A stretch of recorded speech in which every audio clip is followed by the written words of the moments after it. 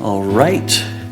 Good morning, everyone. This is the regular monthly open meeting of the Third Laguna Hills Mutual Board of Directors, a California nonprofit mutual benefit corporation. Today is Tuesday, October 17th, 2023. It's 9:30 a.m. We are here in the boardroom as well as available for viewing on TV6, Zoom, and Granicus. I'd like to call today's meeting to order. We have a quorum. We'll start today's meeting with our Pledge of Allegiance led by Director Jim Cook. Jim? If you'll all stand and go along with me, I pledge allegiance to the flag of the United States of America and to the republic for which it stands, one nation, under God, indivisible, with liberty and justice for all.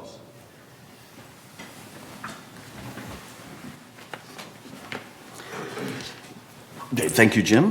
It's now time to approve our agenda. Can I get a motion to approve today's agenda? So moved. Jim moves, Ira seconds. Thank you. Any suggested changes to today's agenda? Chris? Yes. Item 11C, the motion to approve an unbudgeted expense for landscape. That does not require a 28-day notice. Okay. So the change is to remove the 28-day notice comment from agenda item 11C. Anybody have any issues with that change? Right? Any other changes? Okay, is anyone, any board member on Zoom? McKay? Does it stay as 11C or does it move somewhere else? It stays 11C, it's just that the bold part comes off, essentially. Yeah. You okay with that, Kush? Yeah. Okay, just making sure before we... Got it, okay. But I just want to make sure we have agreement, all right? Moving on to agenda item 4, we're now looking to approve meeting minutes for 6 different open board meetings. Today, let's see if we can try to get those addressed collectively. Can I get a motion to approve the meeting minutes for the 6 meetings outlined in our agenda package? Chris moves, Ira seconds again. Sorry, SK, missed you. Next time. Anybody have any suggested changes or corrections to any of those 6 meeting minutes? All right. Anybody have any objections to approving them then as is? All right, seeing none, we'll consider those 6 meeting minutes approved by consent.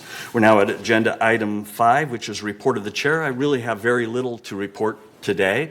As I hope you all know, we had elections of board directors recently.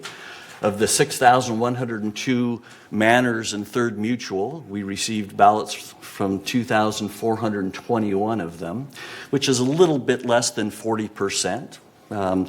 Now, while some would think that 40% return rate is pretty good, given that the board of directors makes many decisions on behalf of the members, specifically how much the monthly assessment is, what services you're going to get for that monthly assessment. I personally would have hoped for a little more than 40% return rate. So just kind of an appeal, if anybody has any suggestions as to what the board can do to elicit greater participation in board elections, please let me know, and we'll see what we can do to get those suggestions implemented as appropriate. The election resulted in the re-election of 3 incumbent directors whose terms were expiring. Those are Director Moon and Zalin, who aren't here yet today, and Director Andy Ginocchio. And then Andy also, with Donna leaving, Andy was elected by the board to be our treasurer, so congratulations, Andy. And we do have a new director, Brad Reinhardt. Unfortunately, he scheduled a vacation not knowing whether or not he was going to get elected, so he's missing today's meeting, but I will introduce him more officially to you all next month. So that completes my very brief remarks for the day. As always, thanks for listening and thank you for your support. We're now going to move on to agenda item 6, which is our open forum. At this time, members may address the board of directors regarding items within the jurisdiction of this board of directors and not on the agenda. The board reserves the right to limit the total amount of time allotted to the open forum to 30 minutes. Each member is asked to speak for no more than 3 minutes. A member may speak only once during the forum, and speakers may not give their time to other people. Members who are not in the boardroom can also share their comments by joining this meeting via Zoom or by emailing your comments to meeting@vmsinc.org to have your message read during this open forum should time permit. So Michaela, are there any requests? Yes, we have one for open forum, and that's Chris Collins. Good morning, Ms. Collins. Chris Collins, 3306Q, and this is an update on the work of the foundation, which is on behalf of residents who are experiencing temporary financial crisis. Planning for the inevitable. Why estate planning? Do you think that estate planning is only for the wealthy? Are you concerned that estate planning is a long and labor-intensive process? Have you avoided estate planning for these reasons? If you answered yes, the foundation of Laguna Woods Village second televised broadcast on the subject of planning for the inevitable will provide practical guidance. It focuses on estate planning issues confronting older adults. It was aired on Village Television beginning Saturday, October 7th at 12 noon, and it will continue on Saturdays for the entire month of October. If you want to view the broadcast on your own schedule, it's also available on the foundation website, which is foundationoflagunawoodsvillage.org, and it's under a special tab, Planning for the Inevitable. This website section includes the YouTube links for this broadcast and our earlier one, which is on advanced directives. Tune in and hear Faye Blix, a local elder law attorney. She's been an elder law attorney since 1984, and she's the founder of the elder law section of the Orange County Bar Association. According to her, a common misconception is that estate planning is only for the very wealthy. During that broadcast, she explains what can go wrong if you do not have an estate plan, what problems can result from probate, and some specific issues that can be involved in estate planning, like underage beneficiaries or caring for a disabled child. Most importantly, she explains that estate planning is an ongoing process, a continuum that begins when you are alive. She emphasized that we need to plan for the possibility of incapacity as part of our estate planning and discusses some immediate steps that we can take to address that possibility. If you have any questions about this topic or the upcoming broadcast, please contact the foundation, 949-268-2246, or the foundation at comline.com. And for more information about the foundation, please go to our website at thefoundationoflagunawoodsvillage.org. Please note that donations can always be made using PayPal on the foundation website. Thank you. Thank you. And that is all for open forum. Okay, thank you. All right, anybody have any responses? Yeah, other than thank you, Ms. Collins, for continuing to update us all on the foundation of Laguna Woods. Appreciate that. Moving on to agenda item 8, which is the CEO report. Good morning, Siobhan. Good morning. Thank you, President Laws, honorable members of the board. This morning I'd like to share a few updates on various topics. The first ones are current topics in our community. Recently we've received inquiries about how to address mosquitoes in the village, and vector control in the village is provided by the Orange County Vector Control District. Residents may visit ocvector.org for information and resources regarding mosquito control. Residents may also submit service requests using the web form on the Vector Control District website, and that address is on the screen before you. Or if you just go to the Vector Control website, there's an option for service requests. The Vector Control District offers the following tips for mosquito control. To eliminate breeding sources around the home, please dump and drain containers filled with water once a week. Clean and scrub bird baths and pet water bowls weekly. Dump water from potted plant saucers on a regular basis. To prevent mosquito bites, apply mosquito repellent to exposed skin before going outdoors, and wear long sleeve shirts and long pants and lighter colored clothing. Similarly, we've received inquiries about coyote activity in the village. The Laguna Beach Police Department's Animal Services Division responds to wildlife situations here in the village. To report encounters, you may call Animal Control at 949-497-0701 or email coyotes@lagunabeachcity.net. To view the Laguna Beach Animal Services Officer David Petrella's interview that provides insight into coyote behavior, tips for walking with or without a dog, and much more, go to bit.ly/3EYCTY6. This is on the Village YouTube channel, and it's a very informative interview. Animal Control reminds us to protect our pets by leaving a distance between you and the coyotes. They will display defensive behaviors if threatened. Do not feed coyotes, eliminate food and water sources, and do not use a retractable leash for walking dogs. Another topic that has been asked about recently is the gutter cleaning program. This program is now handled by our General Services Department. The program begins each fall and is completed by year end. Vendors and staff place an important notice document letter at each manor a minimum of 24 hours before the work commences.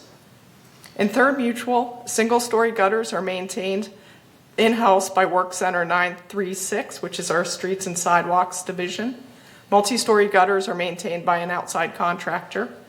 And the third 2024 budget includes $15,000 for a rain gutter cover pilot program. Work performed in the program includes debris removal from the gutter by blowing or by hand. Downspouts are cleared. Minor repairs such as replacing gutter spikes are completed. Verifying splash guards are in place. Removing debris from patio covers. Alteration gutters are serviced to prevent structural damage. All gutters are serviced once per year. Additional cleanings may be required in high leaf debris areas, and that's a part of an ongoing efficiency analysis. And any emergency gutter cleaning identified by staff, a vendor, or a member are prioritized and addressed immediately. In terms of the schedule, work generally progresses numerically beginning with Building 1. Some modifications are made based on geography and building locations. Buildings 340 and 562 in United are currently being cleaned. VMS anticipates getting to buildings within Third Mutual approximately the third week of November, so mid to later November. Analysis is underway to ensure program effectiveness and efficiency and to maximize the value received from the contractor. Buildings are now spot checked via a new inspection web form that's pictured on the screen to the right, and feedback is provided to the contractor and to Work Center 936 if corrections are required, and those are scheduled as needed. I also wanted to highlight some cost savings and efficiencies that VMS has been working on. As a reminder, please remember that cost savings that I'm about to outline are positive efforts, but Third Mutual's budget is more than $43 million. As a result, these efforts alone don't offset the costs of supplies, staff, property insurance, and so forth, which are increasing. And Third Mutual's monthly assessment is going to increase by 5% next year. However, these are good efforts, and I think they're worth outlining for our members. An innovative 2024 health insurance strategy that maintains non-union employee benefits at the current level, maintains the current insurance company and physicians at a reasonable cost to the company, has been identified despite the rising costs in the marketplace. This is estimated to save a total of $300,000 in 2024 as compared to the budget. Third savings associated with this new health insurance plan will be approximately $45,000 next year. Our communications division is digitizing docent tours. These are tours offered to prospective residents to help them to get to know the village and decide ultimately if they want to reside here. By doing this, this eliminates bus and driver's costs for an estimated savings ranging from $14,000 to $22,000 annually, and will save more than 270 hours of staff time. The division is also encouraging our residents to select electronic delivery as their preferred delivery method, and this would be for your fall and spring mailings that are required by state law. To date, more than 1,800 third owners have opted to receive their documents electronically, and this is going to save approximately $13,700 annually. Residents may email information@vmsinc.org to indicate your mailing preference. And again, we encourage residents to go electronically if that is convenient for them. Our Community Services Division has recently implemented an escrow notification system. This allows buyers and sellers to track their resale package progress. This was a request that we received at the May 2023 Real Estate Forum. This system queries Stellar, which is an in-house software system, hourly to determine the status of that package. And if it's changed, the escrow company and selling and buying agents are notified via email of the following statuses. The escrow package has been received and entered into the system. Staff has begun processing the package and preparing it for board review, and the package has been sent to the board for review. Community Services estimates this will reduce telephone calls and email contacts to community services by more than 20%, and they receive more than 8,400 annual contacts. So we think that will save staff time because the phone calls and repeat emails won't be necessary, and we will be tracking that. This action, more importantly, enhances customer service to our real estate community and shows that we are responsive to the interactions we are having with them at the real estate forums. General Services continues to work to make trash services more efficient. Recycling carts in 6-pack trash enclosures have been standardized to 190-gallon cart per enclosure. This will save Third Mutual approximately $8,000 annually while increasing recycling capacity in those enclosures by 23%. The department also continues to work with CR&R and the city to reduce the number of missed pickups to less than 0.25% of all pickups. Information Services has made the village website ADA compliant. This includes ADA necessary tools to help our residents with special needs navigate until the new website project is complete. To enact these tools, please click on the blue icon in the bottom right-hand corner of the village webpage, and that's circled in red on your screen. I also want to mention the Employee Excellence Awards were presented on October 9th, and I thank those board members who were able to attend. These awards highlight outstanding employees who demonstrate excellent customer service, achieve great results on projects, and regularly go above and beyond regular job duties. The recipients are from Financial Services, Mike Robb, our Central Services Supervisor, who runs the print shop, Kendra Osborne, our Accounting Supervisor. In General Services, Dwight Griffith, Broadband Technician, and Pete Iglesias, our Paving Foreman. Lucy Hernandez was recognized in Human Resources. In Landscaping Services, Vincente Martinez, our Section 1 Foreman, and George Porras, our Pest Control Foreman, were recognized. In Maintenance and Construction, Jason Wynn, Operations Coordinator, and Justin J. Allen, Damage Restoration Manager, were recognized. In Recreation, Laura Covarrubias, our Senior Equestrian Supervisor, was recognized. And in Security, we had Roger Cowdrey, Security Supervisor 2, Jean Delhomme Chestnut, Administrative Supervisor in Social Services, and Jacob Juananosto in Compliance, a Compliance Coordinator, were recognized for their outstanding performance in the past 6 months. Please join me in congratulating and thanking these employees for their efforts. And lastly, I want to remind everyone of 2 upcoming events.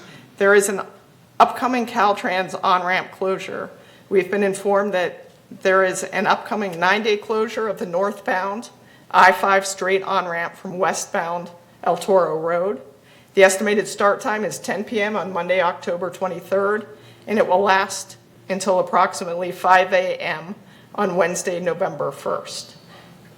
For more information regarding the South County Improvements Project, you can visit the Caltrans District 12 website, and that address is on the screen before you. And the Fall Real Estate Forum is tomorrow, October 18th at 2 o'clock in Clubhouse 5. Residents are encouraged to participate in a resales Q&A session with staff and the real estate community. If you plan to attend, please RSVP to realtorforum@vmsinc.org. And that concludes my presentation this morning. Thank you. A lot of information, thank you. Any members of the board have any questions for Siobhan? Andy? Good morning, Siobhan. I have a question, actually a couple questions regarding mosquitoes. You know, before I came to the woods, I live in Costa Mesa, and I've been in Costa Mesa a couple years, and all of a sudden we got hit by mosquitoes. And it was the kind of thing where one part of the city got hit, and they moved several blocks every year into the city, so that the city was completely conquered, let me say, by these mosquitoes. And what we're talking about is Aedes aegypti and Aedes albopictus. The aegypti is a night biter. The albopictus, which is also called the Asian tiger because it's got stripes on the side, you can actually see it. They bite during the day. They're aggressive. They'll follow you around and bite you. My question is, these are not going away. And like I said, they invade, they spread. And personally, where I live near Gate 9, haven't had a problem. And I'm wondering, my sister-in-law, who lives by Gate 5, has a problem. I'm wondering, do we spray in the village for mosquitoes? I think the Vector Control District does localized treatments, and they also treat the creek with mosquito fish and things like that. But again, it's more on a case-by-case basis than a general spraying throughout the community. Yeah, I talked to Vector Control years ago, and they have a couple different attitudes. They don't really want to hurt the mosquitoes that are local, that are native to the, but since the Aedes aegypti and Aedes albopictus are invaders, they came in from Asia, they have a different policy and they will go after them. The problem is they don't want to kill the local native mosquito in killing these Asian invaders. I just want to let you know there is a program, it's going on in California, and that has to do with introducing to the local population sterile males. They treat them by the millions in a lab, and then they release them into the population. And males being males, they interact with the female mosquitoes, and because they can't produce any offspring, they crash the population. So there's several trial programs in California, and hopefully our local area will get some of those, because that's really the way to handle this.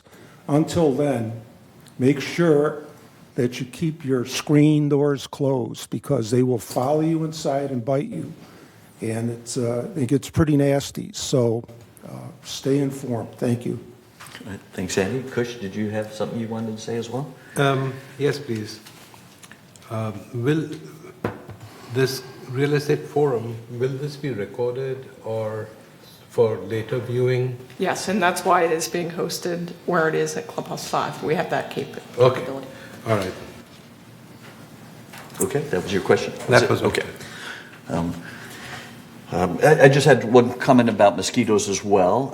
I think you heard something about it from people in Gate 11. There's a creek in Gate 11 that doesn't run very full, so I'm hoping somebody's looking at that, because we can all keep water from around our house from collecting, but this creek area I think may be breeding some. We did pass that along to the district after the meeting, and I'm assuming it's been treated with mosquito fish, but I will follow up. Okay, great, thanks. All right. We're now going to move on to agenda item 10, which is our consent calendar. All matters listed under the consent calendar are recommended for action by committees and will be enacted by the board via a single motion. Today, per the consent calendar, sorry, this is agenda number 9. I don't know how I read 10.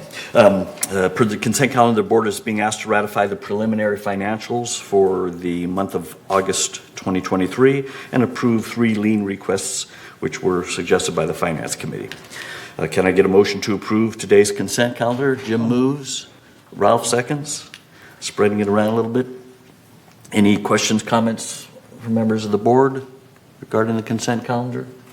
Okay, any from members? None? Okay, any objections to approving the consent calendar then?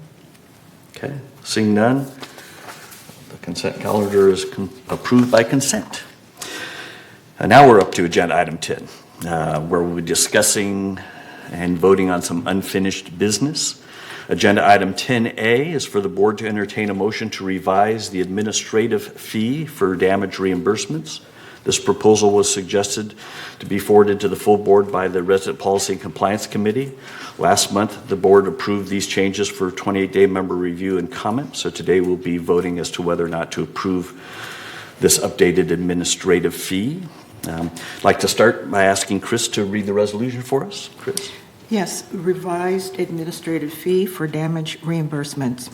Whereas pursuant to Civil Code Section 5855, the mutual is required to hold hearings to impose any monetary charges to reimburse the mutual for costs incurred in the repair of damage to the common area or facilities caused by the actions or inactions of a member, his or her tenant, guest, invitee, or vendor.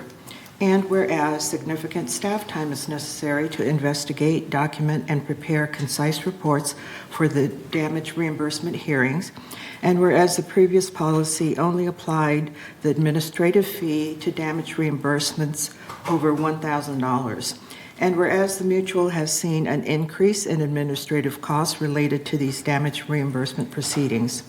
Now therefore be it resolved, October 17, 2023, that the Board of Directors hereby adopts a revised administrative fee policy for damage reimbursement, and resolve further, effective November 1, 2023, the fee of costs related to damage reimbursement proceedings will be a minimum of $20 or 10% of the total reimbursement for all decisions, regardless of the amount, whichever is greater.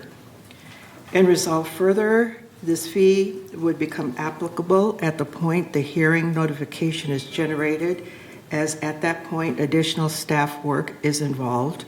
And resolve further, Resolution 03-18-157, adopted on November 29, 2018, is hereby superseded and canceled.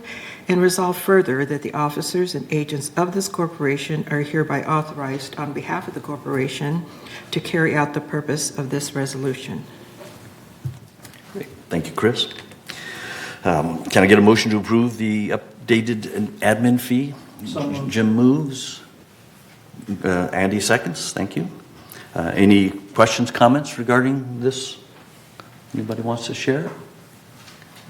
Seeing none. Any member comments on this topic? Okay. It's time to vote. I think we're going to try voting electronically. Is that the plan? Hey, oh, okay. Hey, our screens are changing.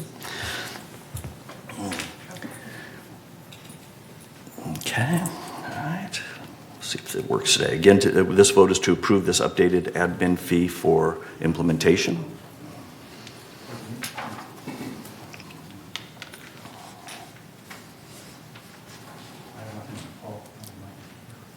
Okay, just so thumbs up, thumbs down. Thank you. 1,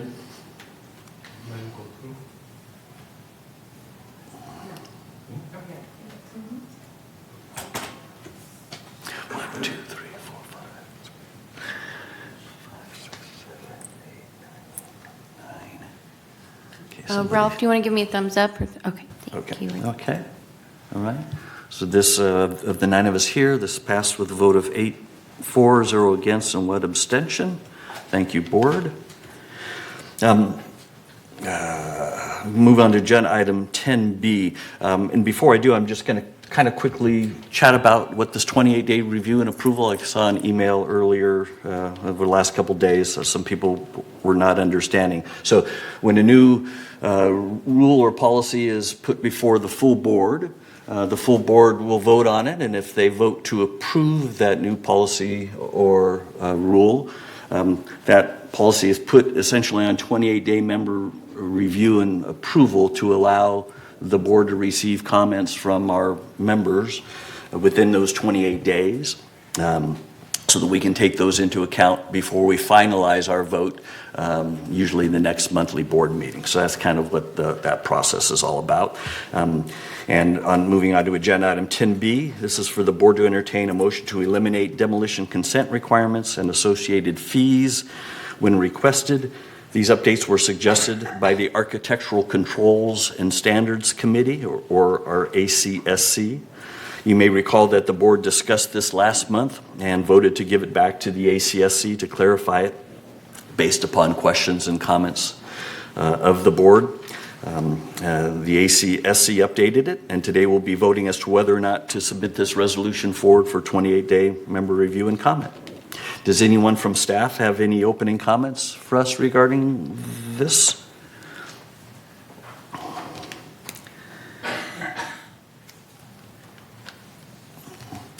Good morning, Bart. Good morning. Thank you, Mr. President, board members. So this item essentially provides members and their contractors two options. One option is to continue processing mutual consents the same way as it has been done up until now, which is a two-step process. Request a demolition consent initially to get some of the work going while the final plans are being finalized and approved by the city. A second option is for those that already have a complete set of plans, or for projects that are small in nature, they can directly move to a mutual consent process, and by doing that, they skip the demolition consent. We have also renamed that demolition consent to something that is more in line with the type of approval that we do, and not to confuse it with the process that the city follows. And because of that, the new name for this process will be the pre-construction consent. I am available to answer any questions that you may have. Not so much on the fee schedule itself totally, but in reviewing it, under section 1, I guess it's on page 13 or 14, you talk about specifically about the solar panel installation request, and I'd like to make sure that's going to be capped the same way the cities are by the state. State has certain limitations on how much a city can charge, and I'd like to be in parallel with that, so we don't end up with the same problem we had prior, where we are charging $750 and the city's charging $250. I think becomes a little unreasonable, so I'd like just to kind of add that cap in if we can. So if I may, the board approved a revision to the fee schedule that in essence caps the fee for solar applications to $223, and that is the only fee that is charged. Yes, but it says it will be adjusted annually, and with the new bill rates, but that could mean it could bump up over the city cap, and I would like to keep in parallel if possible with the city cap, that's all, as mandated by the state. Okay, we can make... Yeah, I don't have an issue with that suggestion. Anybody else? Okay, all right. We'll help out by providing you the wording that we'd like to see. Yeah. For the next, or prior to the adoption of this item, should this be approved for 28-day review, we will include the proper language to cap that fee. Okay, thanks. All right. Any other questions, comments for Bart? I actually had a couple. Can you clarify the regulated materials hold mentioned on the staff report on page 4 of 14?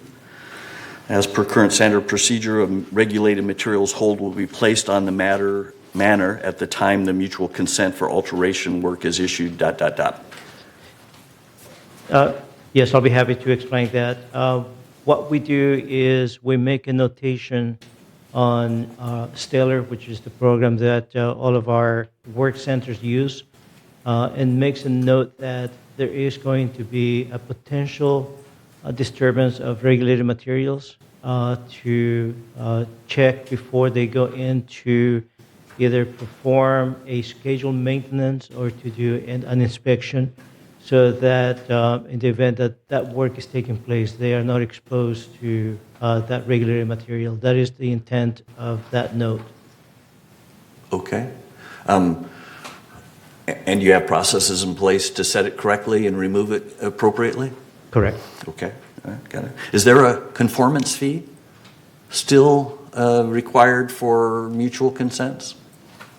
So that is no longer required. Okay, okay, all right. So I would direct you kind of outside of this specific issue to check out the website, because I think it still mentions that there is one. I can help point you to where that is as well. Okay, got it. And that was all I had. Any other? Okay. Jim? With what Ira had suggested, are we able to just change the wording in the resolution so that it can go forward today by simply adding where it talks about the amount of $223 to be adjusted annually, just put in the words "not to exceed statutory limitations applied to cities"? That's my thinking, yes. And continue to approve this if the board so chooses to. I think it's a very minor change. Any other comments, questions? Okay, any questions from members? Okay.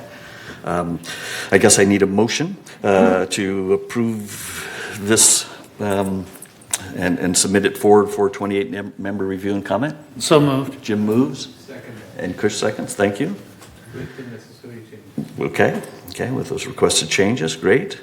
And so, hearing no further comments, it's now time for us to vote on this. And again, we're voting on whether to put this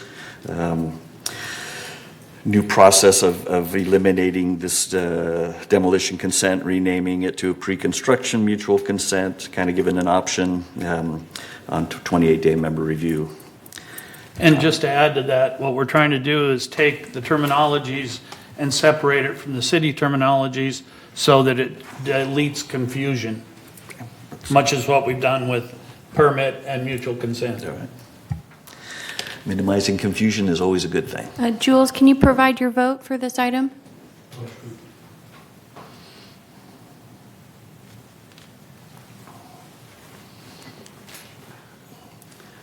Missing somebody. Kush? It's not there? No. I did. Yeah, just, There we go, Okay, we have it. there you go. Thank you. okay, all right. Yes. All right, so this one also passed, 8 yeses, 0 nos, and 1 abstention. Thank you, board. Moving on to agenda item 10C. This is for the board to entertain a motion to approve a revision to architectural standard 31 for washer and dryer installations. Most specifically, these changes would allow the installation of quiet, water-wise washers and dryers into 3-story buildings. These updates were suggested by the ACSC, and today the board will be voting as to whether or not to submit this revised standard forward for 28-day member review and comment. Bart, you want to update us on this one as well? Mr. President, members of the board, this is an item that we have been working with for quite some time. We have received comments from members and directors. We have incorporated all of those comments into the proposed standard. It covers all types of contingencies and is very restrictive in its application. The belief is that if a member who applies for the installation of a washer dryer in a 3-story building will actually end up improving the drainage system rather than hindering it or putting it at risk. With that, I am available to answer any questions that you may have. Thanks, Bart. Anybody have any questions for Bart on this? Okay, I actually have a few. On 2.6, it says essentially something such like, the washer needs to be the quietest on the market or meet these decibel levels. And my question is, what if the quietest one on the market costs $30,000 because it's fancy, quick, real quiet, but another one that meets the decibel levels, meaning is quiet, quieter than the upper decibel levels, only costs $5,000. Would we require the member to purchase a $30,000 unit? The unit that we will require is the one that meets the decibel requirements and the efficiency requirements, not the dollar value. Okay, then I might suggest that the line that says it must be the quietest on the market should be eliminated. It should just be it needs to fit within these decibel levels. Again, that was 2.6 if you look in, but we can look at that later. Can you tell me more about exterior cabinets?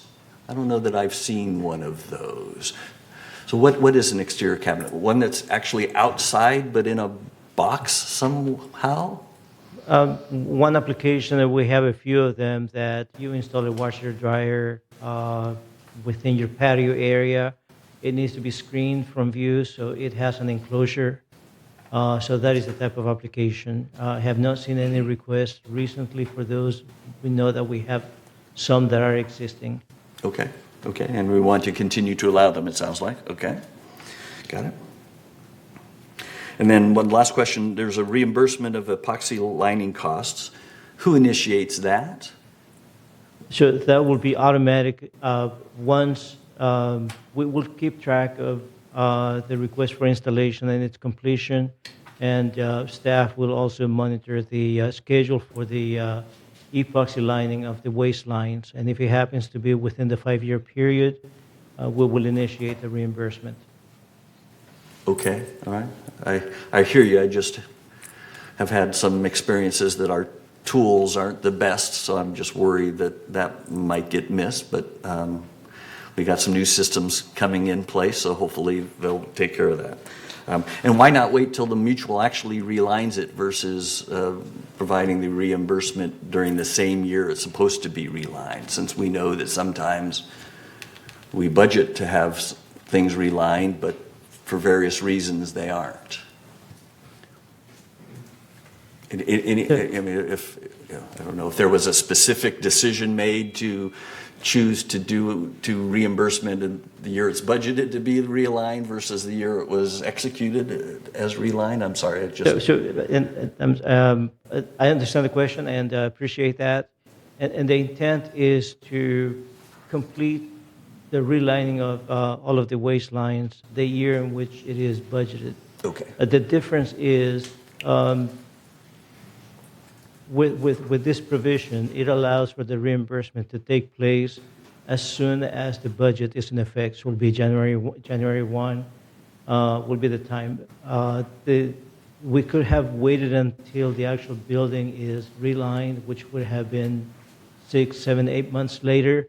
The reimbursement will still be processed, but if we start early, it will allow us time to properly process that within the same fiscal year. If we wait until it is completed, the reline may extend towards December, and then we are talking about carrying over some balances over the following year. Okay. That complicates things. Okay, I got it. Okay, so it sounds like we're kind of you doing that. The wording is that way to speed the process up for our members so that they get reimbursed as soon as possible. Got it? Thank Correct. you. All right. Mark, Yes, Kush? if I may ask a question. Yes, you may. I'm done. Okay. Thank you. I may be a little behind in all this, but do we have a list in some form that those buildings that are already relined where people can opt to put a washer or dryer in it? Whereby, I'm talking from the point of view from a real estate person who might be trying to sell a unit in a building which the buyer may be requesting to put a washer dryer, and that's what is required, right? No. No? if they want to put a washer dryer in the unit? No, that's one of the conditions, that if it has been done within the last 5 years, it might be a little less expensive for them. If it hasn't been done within the last 5 years, they have to, the member that wants to do this, I believe, has to get an engineer to check out the pipes and confirm that the pipes will support the flow of that Got specific it. But washer. But to answer your question, we have lists. Yes, I've shared those in the past. I know that Bart and his team keep track of them. I'm Okay. not sure the most effective way to get them to realtors might be. So that's something that you and I can talk about and think Okay. about. all right. Yeah, but we know. we know I'm sure we do. which ones and what years and all those things. Correct. Yeah. Okay. Thank you. Okay, good. Andy? It seems the engineer is very important here, whoever that is. Is there any, for the homeowners who might be interested in doing this, is there any kind of vetting of engineers that's, is there any vetting of the engineers that might sign off on this? So you may search for a company that specializes in this area, but a properly registered engineer will not perform outside of his training and abilities.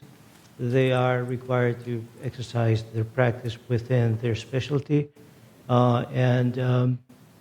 Yes, an engineer, by virtue of being a registered engineer, is qualified to provide those services.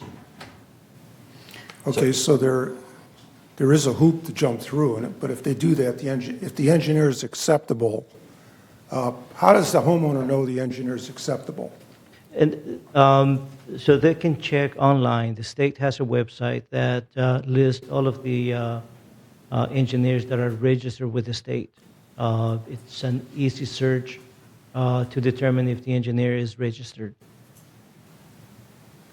So Andy, there's no vetting by the village or manner alterations of engineers, if that's what you're asking. So basically, you go on the internet and type in professional engineer.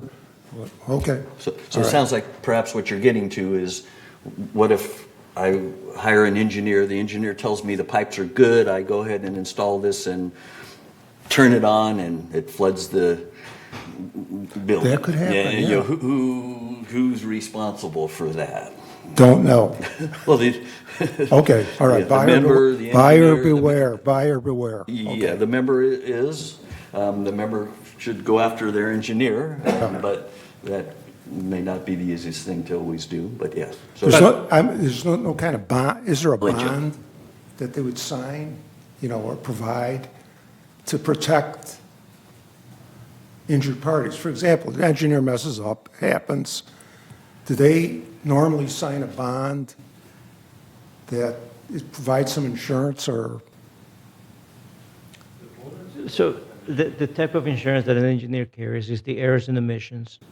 And errors and omissions covers any claims for anything that the engineer may do wrong. And as President Mark stated, the member can file a claim against the engineer and his errors and omissions insurance to recover any expenses. All right. So there is a certain level of responsibility for the homeowner regarding this, that this is important that you get the right people to sign off on this stuff, because stuff happens and you're going to ultimately, you'll be on the hook first. So buyer beware. Anyway, I think it's great, that we have professionals involved, and a lot of people are concerned about this, that don't have washers, that won't have a washer, and they're concerned about it. And I just hope we have enough safeguards in there to meet those concerns. Thank you. If I may, what that is precisely one of the reasons why we required a professional engineer rather than a plumber to certify that the pipes are okay. That it's a higher level of responsibility that is added by requiring an engineer to provide that review. For an engineer, it will not be that difficult of a review, as they will take into account fixture counts and pipe sizes and losses. But a plumber will not be able to do that, and that's why we incorporate that requirement. Okay, and Jim, you had. And basically, the mutual is not going to provide a mutual consent for installing the washer and dryer unless they have stamped calculations from a certified engineer that's licensed in the state of California. That's important. Okay, good. Ralph? If I recall correctly, it is not a licensing per se, but the word registration, state registration might be applicable in there. It's really a registration. It's not, as I recall, it's not a licensing. It amounts to that, but wording is not licensed. SK? Yeah, I'm sorry, I'm behind of this story so far, and I'd like to ask two questions. First, professional engineer, so what? What kind of engineer we're talking about? Flow study engineer or structural engineer, what? And the second question is, when we have a GVA meeting, do we have a result of their consensus or result? I'd like to invite Mr. Stewart to give us a word about what the Garden Villa Association people's thinking about this installation. Yeah, we'll get to member comments momentarily. We're just kind of getting through the board first. Okay. Okay. So now your first question. First question is engineer. So what? What kind of engineer we're talking about? Okay. Do we have a specific engineer study on this water flow or noise levels study engineer? What? We're talking about noise level. What decibel level we are talking about? It depends on the situation.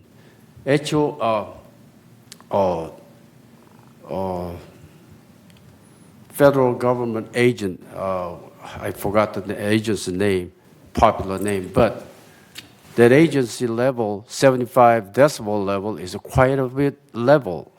If you install that kind of machine in the Garden Villa Association, I guarantee you that level you may not be able to tolerate during the quiet time. So if we go simply about the decibel level for the dryer or washer, we're making noise. Garden Villa Association building. That's my comment. Thank you. Okay, thanks. Yeah, I think the engineer was for the water flow, not the sound. I think the sound is based upon my understanding, and Bart can correct me if I'm incorrect, based upon the unit that you buy and the packaging or specifications of that unit. If it says it's, that it's a certain decibel level, if it's underneath what's in the standard, then it's acceptable. If it's not, it wouldn't be. That's my understanding. Is that correct? And that is correct. Okay. Yes, but my point is, depend on the situation and the condition where you're at. If you're in the quiet time, having a, let's say, 25 decibel level of noise, you may hear, everybody will hear that noise. Is that tolerable in the resident area? I think we're too much dwell on the decibel level, the 75 decibel level. 73. 73, whatever. All right. That is quite a bit noise level. Okay. All right. Okay. I think the resident area, I'm talking about 73 level, is quite a bit noise. You may not be able to tolerate. Okay. That's what I'm saying. Thank you. All right, thanks. Thanks, SK. Ralph, did you have more? Two items. I think if you're talking about a state-registered engineer, I believe you're limited to mechanical, civil, or electrical, and structural within the civil. I think that's, as I recall, that's the only registration you have. They used to have a whole slew of them, but they don't anymore. That does not mean you don't want an experienced sound engineer. The other question I have is, How about the sound transmission through the framework, the woodwork? Does that take it into account? These buildings were not made for being particularly quiet. There's not a lot of sound insulation in the walls, so the structure itself can be transmitting the sound. Absolutely. So one of the sections that was added as a result of those concerns was to bring the flooring to residential standards. The flooring in a way is reinforced to dampen some of that noise that is generated. Ira? And with regards to the noise, we have global noise limitations right now, and these washers and dryers cannot exceed that limit to become a nuisance for anybody. So that's already in place. So if you were to play your television or your stereo or whatever at a very high loudness level, that would be a nuisance now. And so you cannot have anything, whether it's a washer or dryer, whether it's a television, exceeding that decibel level that we have already established as reasonable for the entire village.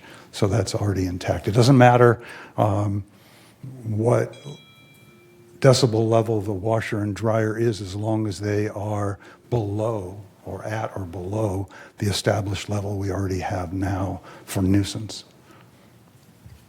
Jim, you had something you want to say? Yeah, and to give you a reference, normal human speech is anywhere from 50 to 70 decibels. So that's the decibel range for just people talking. And so 73 decibels for a washing machine is barely over normal human conversation. I am surprised that 73 is a normal human voice level. I 50 am to 70. surprised. I need to study a little bit further on that one. Sure. Yeah, good. Sounds good. All right, any other comments? All right, I think we're going to have some, thank you, Bart. I think maybe we should get a motion, and then we'll get some member comments. So the motion, Before we do the motion, Oh, can you we had some more? change the wording in 2.6 to take out after ceiling floors, line through the rest of that sentence, the next sentence, and the first two words of the next sentence, so that it reads, with common walls, ceiling, floors, washer must not exceed 73 decibels, and the dryer 65 decibels. sounds great. You're addressing the comment that I had. Why does the dryer have to be quieter than the washer? Because of manufacturers, you can get a quieter dryer. Okay. So it runs longer. Okay, all right, just curious. So with that, I'll make a motion Okay. to approve. Okay, to approve for 28-day member review and comment. Anybody second? Ira, thanks. All right, any final board comments before we open it up to members? Okay, I'm going to open things up to members. Similar to our open forum, I'm going to ask that we limit this to 30 minutes and 3 minutes per person speaking or letter being read. We have 3 in-person speakers and then 1 email for this Okay, item. that's all. All right, good. We should be just fine then. First speaker is David Gorovitz.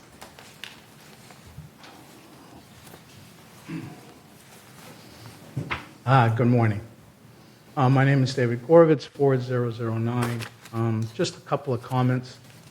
First, I'd like to let the board know that throughout the last year of this process, recently I did hire someone, professional, to come out and look at my pipes, to put a camera through them, and I have a report that states that I'm on the 3rd floor of a 3-story building, by the way, but the pipes are large enough, they meet code, and they're ready to go. The second item is, let's talk about an engineer, mechanical engineers who I've worked with the last 30 years here in Los Angeles, are very capable of determining pipe size and whether they meet the codes or not. They do this every day in buildings, and often plumbing contractors or mechanical contractors that we see in the village actually have on staff registered mechanical engineers who are capable of certifying the work done. So to Andy's concern, you can get yourself a mechanical contractor to come in and do the work. They have to meet all the standards, all the bonding, and they also may or may not have a mechanical engineer on staff to certify what's there. The other is just like to comment on the noise. I actually took a sound meter. I went into our washer dryers and our units out in the public area. They were louder than the units that I went to the manufacturer's showroom, turned on a washer dryer, and put the same sound meter, and they were actually less noisy in the showroom without any pads, without any vibration isolation. So the other is I'd just like to I think these are great standards. I think they show a concern for everybody, and I hope that you vote for the amendment. Thank you. Next speaker is Ro Kendall.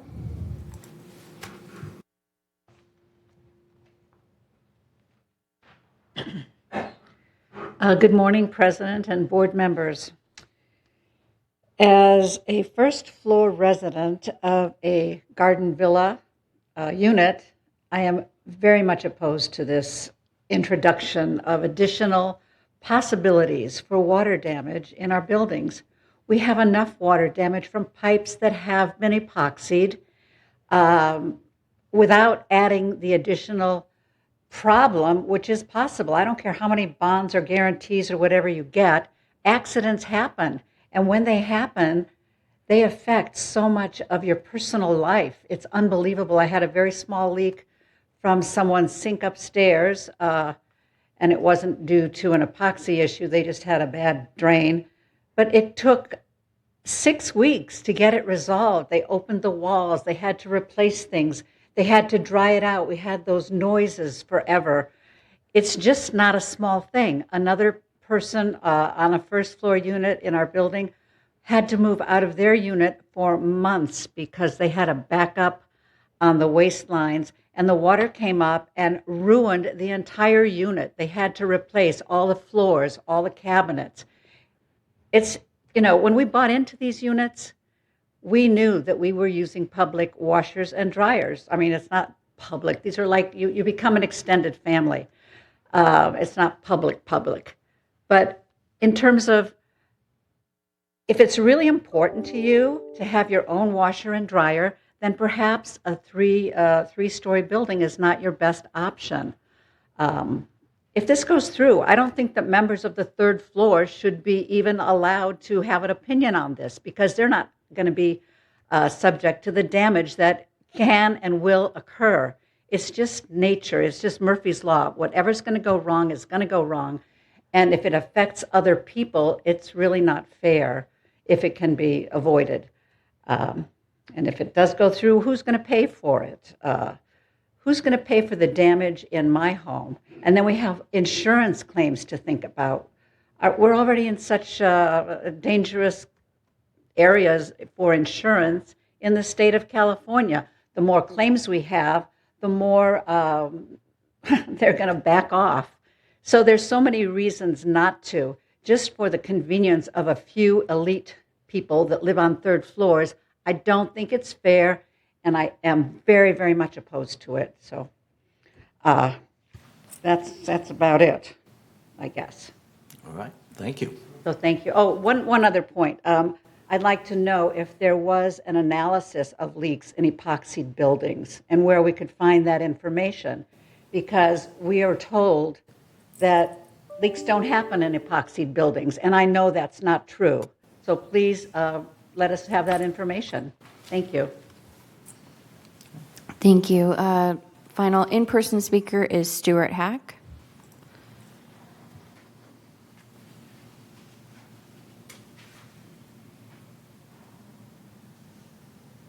Good morning. So I'm speaking on behalf of the Gardenville Association. I guess the biggest problem is the process here. Gardenville Association had made some comments and requests, and in fact, they're not all in the proposed resolution here. In fact, we've not been involved at all in this process. And I know you don't have to involve us, but we're the ones affected by it, not you. I'm concerned about the statement, buyer beware. No, it's everybody else in the building beware. The buyer knows what he's taking on. The people in the building don't know what he's taking on. And they're going to suffer from any mistakes, any miscalculation. When you talk about decibel level noise, I think you're missing the point. The point is, are we producing additional noise that doesn't exist today? Are we producing additional risk of water damage that doesn't exist today? Not a comparison. It's this didn't exist yet, and we're now going to make it exist. Now, I don't know what the Gardenville Association will is going to be on this. I found out that this was coming up because I regularly, a couple days before your board meeting, pulled the package. That's how I know about it. How many people even know about it at this point? So we were going to bring this up at the Gardenville Association board meeting, but that's a couple weeks away. And our preference would be to be able, Jim, to work with your committee. Our preference would be to be able to iron things out before we get to this point, rather than this being a us against you situation. We should be working together. So this exterior cabinets, that's brand new.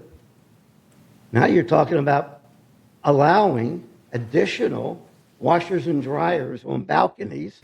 So when I'm sitting outside drinking some wine, I can be disturbed from a way I never could be disturbed before. So those are the issues. And I think we're far better served to work together on this. Thank you. And that is all. Did you say one email? There is one email, sorry. It is from Alvin Wolf, and they said, 2/3 mutual meeting statements. 1, applicants to have washers, dryers in their manor shall bear all costs to have their plumbing stacks brought to accepted standards and maintained at those standards. There are to be no costs placed on the general members' budget dues. 2, manors using washers should pay a water usage surcharge since they will use more water than the other manors. Other manors should not have to bear the cost of subsequent higher water usage. Questions. Members doing laundry in their manors reduces the number of members using the common laundry facilities. What will the consequences on the quality, upkeep, and cost of using the common laundry facilities? What is the probability that if the common laundry usage decreases, vendors providing common laundry room services will withdraw? Second question, washers, dryers used in manors may cause noise and vibrations throughout the buildings. What will be required to prevent these nuisances? And third, what will be the impact on the pipe system when different engineers work on its different parts? And that is all. All right, any other comments or questions based upon those comments or anything else? SK, start with you. Saw your hand first. Yes, I live in Gardenville Association building, and you all, I believe not. Please, I want to make it short. Vote no on this one, because we don't want to get disturbed. Additionally, we have on the and old buildings.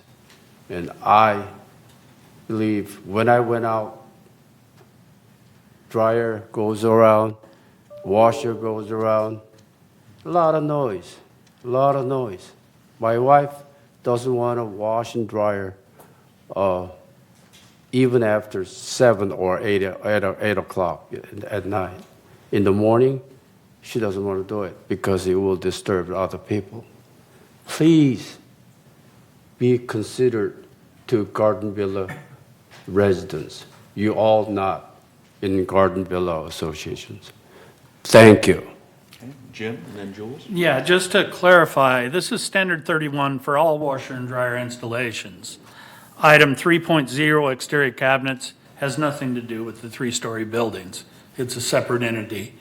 The most of what was changed on here was for three-story buildings. We tried to accommodate all the concerns from different members.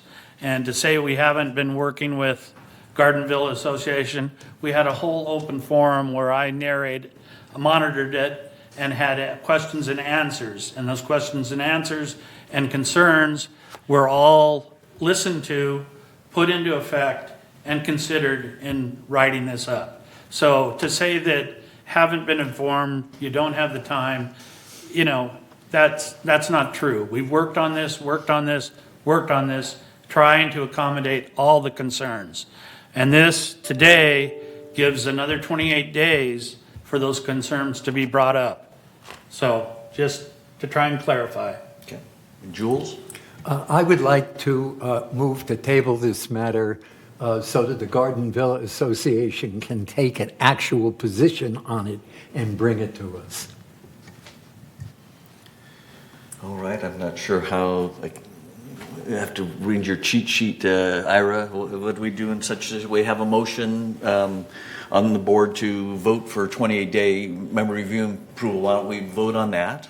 And if it, based upon hearing what you had to say, if it doesn't pass, then perhaps we take your position, Jules. Any other questions, comments?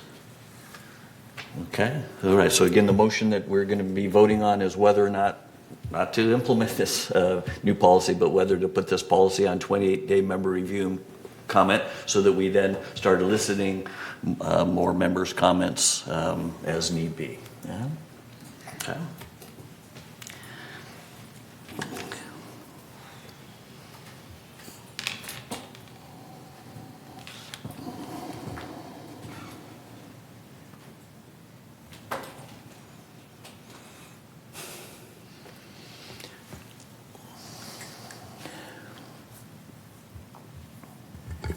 So run that by again, which one we're voting on. This is just to move this through as is? Or with that one change of removing the, quietus on the market comment, and just moving it forward for 28-day member review and comment. Mark, what was your vote? I'm still thinking. Okay. It's a tough one. So I'm going to vote yes to put it on 28-day member review and comment. I don't think I will be, at this point, not comfortable voting with it 28 Ralph, days you from abstain? now. But, so, again, we're not. And Ira? Yeah. Okay, thank you. All right, there's one missing, isn't there? Or is we here? Okay, Kush, no, you we're abstain? What's your vote, Kush? yes, he abstained. Abstain? Okay. 1, 2, 3, 4, 5, 6, 7, 8, 9. Okay, all right. So it passes by a vote of 5 yeses, 3 noes, and 1 abstention. Okay, so again, this is going to be discussed again next month. And we will see if what we decide at that point. Thank you, Board. Yeah. Moving on to agenda item 10D, for the Board to entertain a motion to approve updates to third stepping stone approval process and guidelines. This request was submitted to the Board by the Landscape Committee Last month, the board voted to submit this forward for member review and comment, and today we'll be voting as to whether or not to accept these updates for third mutual members. We'd like to start this agenda item by asking Chris to read the resolution for us, please. Okay. Excuse me. Stepping Stone Policy and Guidelines. Whereas on January 16, 2007, that the Board of Directors adopted Resolution 030702, approval to revoke Alteration Standard Section 36, Stepping Stones, and whereas Resolution 030702 revoked the standard for stepping stones and required a variance application to the Architectural Committee. And whereas the Landscape Committee determined that stepping stones are temporary in nature and are placed within common area landscaping, and whereas the Landscape Committee determined that requiring a landscape request form application may unduly restrict, may be duly restrictive during the resale process and could be simplified by landscape management review. Now therefore be it resolved, October 17, 2023, the Board of Directors introduces the change from mandatory landscape request form and consideration thereof shall be performed by landscape management, and resolve further, all new stepping stone installations shall be performed following the attached stepping stone guidelines, and all existing stepping stone installations not approved by variance or standard shall be reviewed by landscape management staff for adherence to the stepping stone guidelines. And resolve further, all existing stepping stones installations not previously approved by variance or standard and found not in adherence to the stepping stone guidelines may be reviewed through the landscape request form process. And further resolved, Resolution 03-22-17, adopted February 15, 2022, is hereby superseded in its entirety and no longer in effect. And resolve further that the officers and agents of this corporation are hereby authorized on behalf of the corporation to carry out this resolution. All right. Thank you, Chris. Can I get a motion to approve these updated stepping stone process and guidelines? Before we discuss it further, Ira moves and SK seconds. Thank you. You see your hands. Thank you both. Yeah, I mean, I think in summary, I think one of the key things about this, did you want to say something, Ira? I just wanted to, clarify this is basically just to create more efficiencies for resales, as well as if the landscape department comes across something that has not been filed with their department, they can make decisions without having to come to the committee, without having to come to the board, and it just makes more sense for everybody, rather than forcing a owner to remove it and then apply to put it back in. So decisions can be made quickly, easily, and by the people that need to make them. Okay, great. That's kind of what I was going to say. Thank you. Any questions, comments from members of the board on this? Okay, all right. Any member comments on this topic? No, we do not have a member comment on this topic, but there is a member who I believe showed up past open forum, and they have an item that they'd like to speak on. Okay. That's this one standing here, Mr. Coe? Yes. All right. We'll put them on after agenda item 10, all the 10s. Okay, no problem. Thank you. Okay. He was here. I think he just failed to fill out the form, so I did see him come in. Okay. So it's if you're unfamiliar with the process, that happens. All right. So I guess the motion is to vote on implementing these updated stepping stones process and guidelines. It's now time to vote.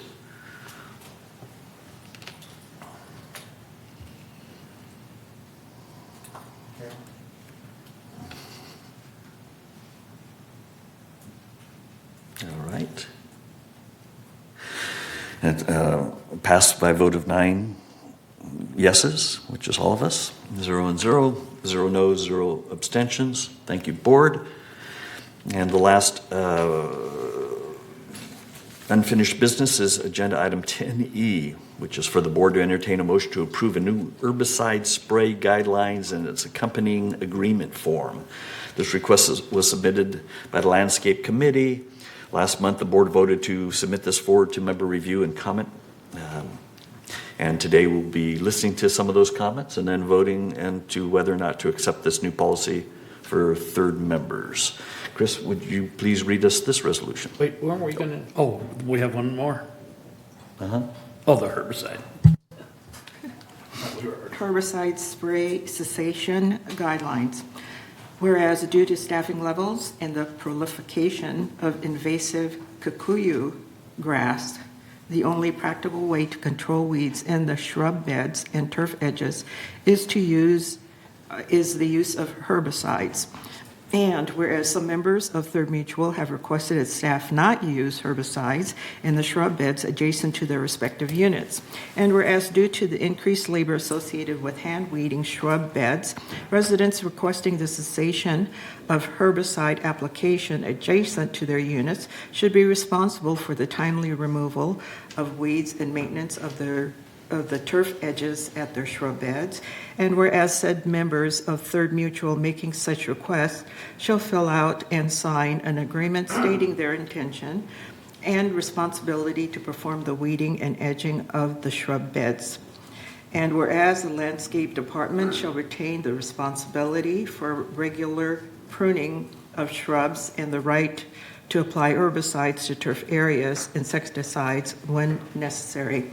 Now therefore be it resolved, October 17, 2023, the Board of Directors introduces the ability to request cessation of herbicide applications in the shrub bed areas following the filing of a signed no herbicide agreement. And resolve further, all responsibility of weeding and turf edging in the shrub beds shall become the responsibility of the requesting resident. And resolve further, all other routine maintenance of the shrub beds shall remain the responsibility of the Landscape Department. And resolve further that the officers and agents of this corporation are hereby authorized on behalf of the corporation to carry out this resolution. Great, thank you, Chris. Can I get a motion to approve this before we discuss it further? Ira moves, SK seconds. Thank you both. So again, this is the Landscaping Department's attempt to facilitate members' requests who do not like herbicides sprayed around their manor. So this gives them the option of allowing that as long as they take responsibility for their own weeding in the area that is not being sprayed. So that's effectively what it is. Any questions, comments from staff? Okay, Ira? I just want to clarify that the Landscape Department has tried other methods on these soft edges, which has resulted by mechanical use rather than herbicide spray.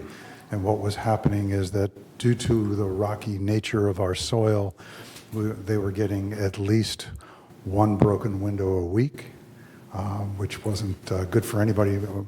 The mechanical means of cutting the soft edges, which would be similar to the hard edges where turf meets, let's say, a parking lot or a walkway. The spinning blade was throwing projectiles in every direction. So happily, only windows got broken and nobody's head. And that's why they stopped using it and went to this method. And that's all. Okay. I'm just wondering if there's any way we can expand this to not only herbicides, but pesticides. Are pesticides a subset of herbicides, or are they completely separate? I'm kind of asking staff. Okay, I don't know that there's, oh, we got Bob here. Yeah. Come on up, Bob, see if you can address that question for us. Thank you. Good morning, President and directors. Can you hear me? I'm under 24. So the question, herbicides versus pesticides? So basically, the difference is you're treating, let's say, a weed versus ants or versus mealybugs or versus whitefly, along those lines. So this resolution does state that ants will still be sprayed in the area. And the residents will sign that form stating that ant spray will still be conducted in the area. It's hard to isolate when you start to do the pesticides like for ants and so forth, to stop at one building and start up at another building or manor, and the tracking and the movement of the ants is not going to just stop from point A to point B. So that is part of the agreement that the residents have. It's basically just for the weed control. Okay, just wanted to clarify. Yeah. And so just if you don't mind, I can add a little bit how we're going to monitor this. So we've created an event code in Stellar to where when a resident calls in requesting this, there is that specific event code. It comes up in red. And once they call, staff goes out, meets with the resident, has the form in hand, explains everything on the form, explains how it's going to be maintained by them. We determine where the flag boundaries are going to be presented based on their common area, not affecting the resident next to them or the resident on the other side. We take pictures of those flags so we know the right locations. And then that gets submitted back into Stellar. We scan that form in, and then we have a list that we put out for the foremans and the crews and the pest control people, so they know not to do anything. That manor has flags, and if there's a question as to the flag being moved, the picture will state that the resident was contacted, resident agreed to those flags being in that specific spot, and then we would make contact with the resident if those were moved to a longer or wider area. So those flags are going to be there in perpetuity, essentially, right? Yes. So a scenario would be the resident requests it, 5 years later they move out, they sell the manor, and then the other resident has to understand. I'm just yeah. picturing a mutual with flags all over the place, little no spray zone flags. So what happens if somebody forgets or sprays or isn't paying attention? One of the landscaper sprayers sprays where there's a no spray zone. So that would be we would be contacted by either the resident or by the foreman. There'd be an office discussion for the individual doing it. We have designated people that do spraying. So basically the list that in their particular area, depending on one of the 8 areas that particular spray tech does, he will have a list knowing what areas not to spray. Okay. But it could happen. So mistakes may happen. So everybody's going to be trained. Yes. All right. Again, I'm just kind of throwing this stuff out so we can all kind of get a picture of what we're talking about versus taking picture and then taking the flags out and somebody would know. Ira? So right now, you put up flags as you're doing an area. So you're saying this will be different, but these flags would remain? Yes. Okay, versus being put up as the other flags were being put up as a check, if you will, on which areas should and shouldn't be done. As Mark said, these flags could go missing or whatnot, so I was wondering if that may not be the best way just to leave them there, to do what you do now and have that list in the area or mapped, however you're going to do it. Using myself as an example, you're going to be doing my area now, and basically I'm delineated by having no flags around my building. So wouldn't it be better to have a check on this by putting up those no spray zone flags as you put up the other ones, so the spray tech will know, just as a reminder, oh yeah, this place, oh, there's a flag missing, I got to put it in, rather than saying a flag missing and making a mistake. And that's all I'm getting at.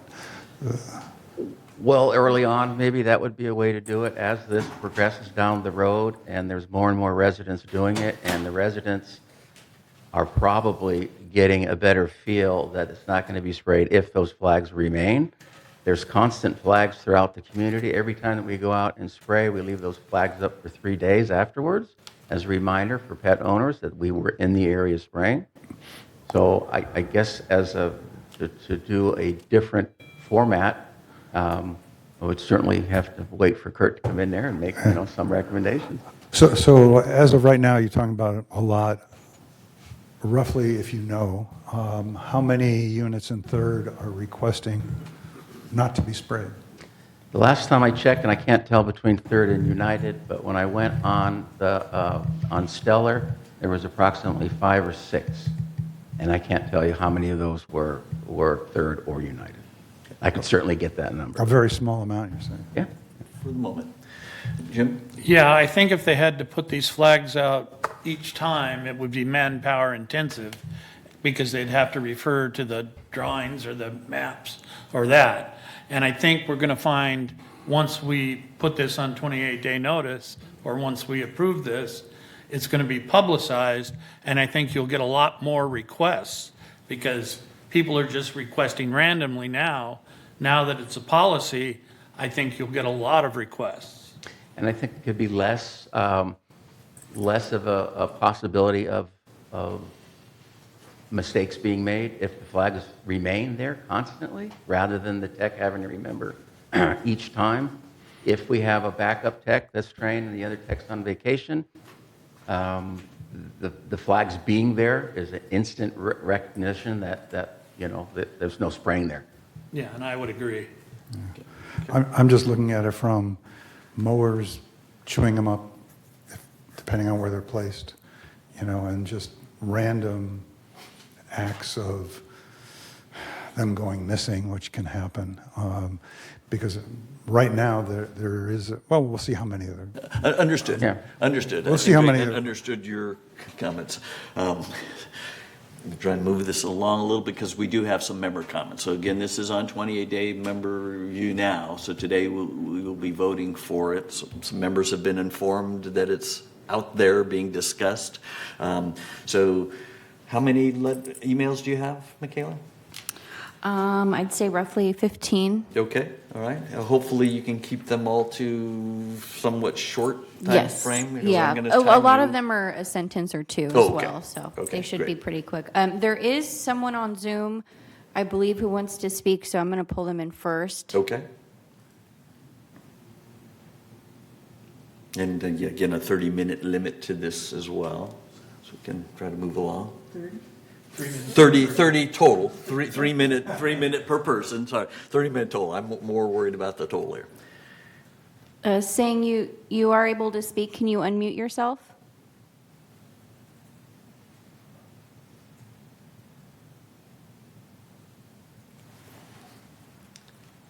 All right.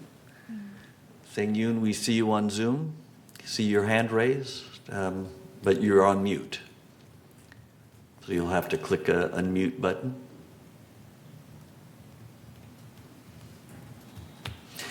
While they're working out their technical difficulties, can you please? Yes, the first email is from Julie Garcia, and they said it's still poison and it's being used in place of an edger. That's not good for anyone. It looks horrible as they leave the dead grass, weeds, and flowers they've killed. They were here yesterday and still didn't clean it. Next one is from Beverly Miller. And they said, I can't believe that the board is even considering this proposal. You have just raised the homeowner dues for next year to cover increased expenses, and now you want to take away one of the benefits these dues pay for. This is particularly offensive to the majority of Third Mutual residents because you just voted to continue the weekly janitorial services for 3-story buildings. I live in a 6-unit condo, and my cul-de-sac is lucky if we get landscaping services 4 times a year. My neighbors and I take turns sweeping up fallen leaves on the ramps to eliminate a potential fall. Next one's from Lauren Linda. As As a longtime organic farmer and gardener, I'd be more than happy to weed the small areas around my front gate. I'm strongly opposed to the use of chemical pesticides, herbicides, and rodenticides. Next one's from Diane Triantis, and they said, common areas to be maintained by the HOA. The areas around manors being sprayed are common area not exclusively owned by the occupant of said manor. We all pay dues to the HOA for those areas to be maintained by the HOA. Allowing residents to agree to maintain those areas is a liability in the event said resident hurts themselves doing this work on common area property. Also allows an individual to determine how they want to perform the work regardless of whatever the agreement they signed stipulates, and it creates yet another area that the boards and VMS has to police and regulate. It is the job of landscaping to do this work. When one lives in a condo, co-op, or any sort of common interest development, as we all do here in Laguna Woods, homeowners and residents do not have exclusive use and control over common areas such as the landscaping outside one's unit. Has third board gotten legal input on this proposal? I cannot imagine any attorney worth their fee would recommend going forward with this, nor would I imagine our insurance carrier would be okay with this. What part of liability does the board not understand? Between this idea with landscaping, the allowing of washers and dryers in individual garden villas, and allowing barbecues in multi-level buildings, I seriously question whether third board is getting insurance input, and if so, question and qualifications of those professionals. I very much appreciate a response to the above. Next one's from Bill and Linda Guy. And they said, to all board members, regarding herbicide proposed changes, we oppose changes to the current policy with one exception. We need to be vigilant about the herbicides used. Products used must be safe for humans and animals. We've seen the negative impact on neighborhoods by allowing individuals to change their landscaping and assume care of it. People may have the best intentions to assume this responsibility, but as time moves forward, they most often no longer have the ability to do so. This leads to a deterioration of the overall appearance of the neighborhood, value and quality of life here at Laguna Woods. If we allow individuals the choice to have herbicides used or not around their units, it will result in the same consequences. We request that the current policy remain in place. From Elliot and Diana Light, thank you for sharing this detailed proposal from the board. Our view is that it is reasonable and doable, although we wonder if there might be shortcuts in the process of confirming with residents their agreements and opt-ins. Anyway, you have laid out a thorough plan of all steps that could be necessary. Thank you and the board for your thoughtful consideration work on our behalf. Next one's from Don and Ann Joint. We would like to express our support for the proposed policy allowing third residents to opt out of the spraying of herbicides by landscaping staff around our manor. We appreciate this board's awareness of the problem and the proposed measure to correct the situation. Next one is from Sandy Spector. I wish to have landscape continue spraying the herbicides on a regular basis. I have weeds coming up between the cracks in my sidewalks, and this becomes a slipping or tripping hazard for anyone coming to my manor. This service is part of a landscaping service I pay for in my HOAs. If someone doesn't want the spraying of the herbicides, they should have a sign given to them to place at their manor and or a sign or waiver stating so. The village landscaping service has declined over the years, and this is just another service management is trying to save money on. I'm 85 years old, and there's no way I can pick weeds. I'm against discontinuing the spraying of herbicides.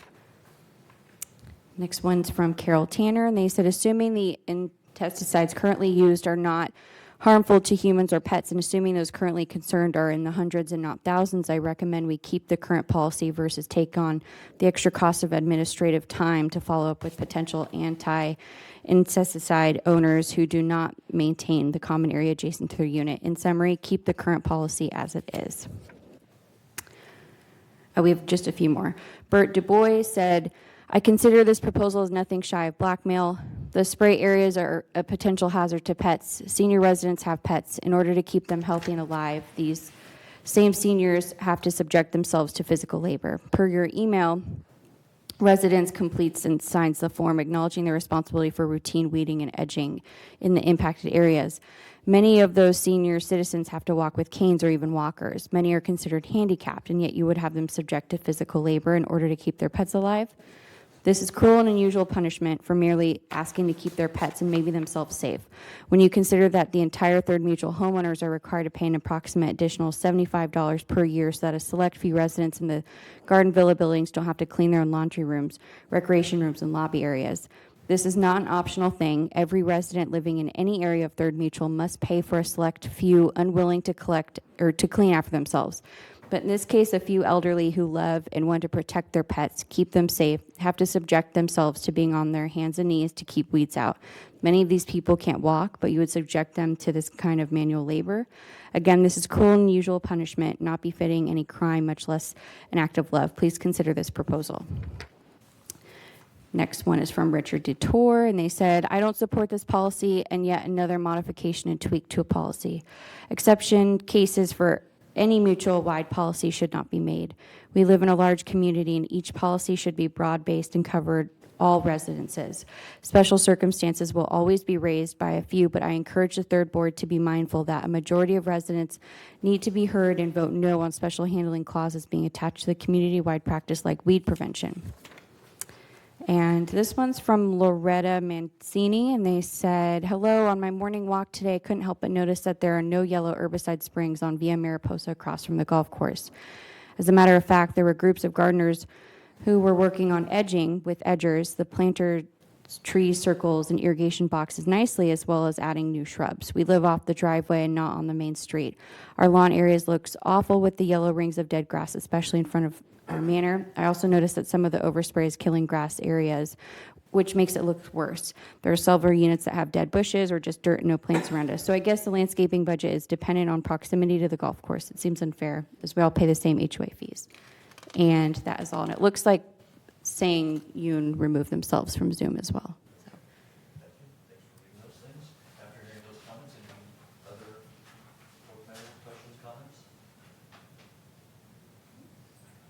It's after, okay, just, all right, thank you. After hearing those comments, any other questions or comments from board members before we vote? Okay, and again, we're voting as to whether or not to approve the implementation of this new process. Yeah, so I think our screens are going to come up.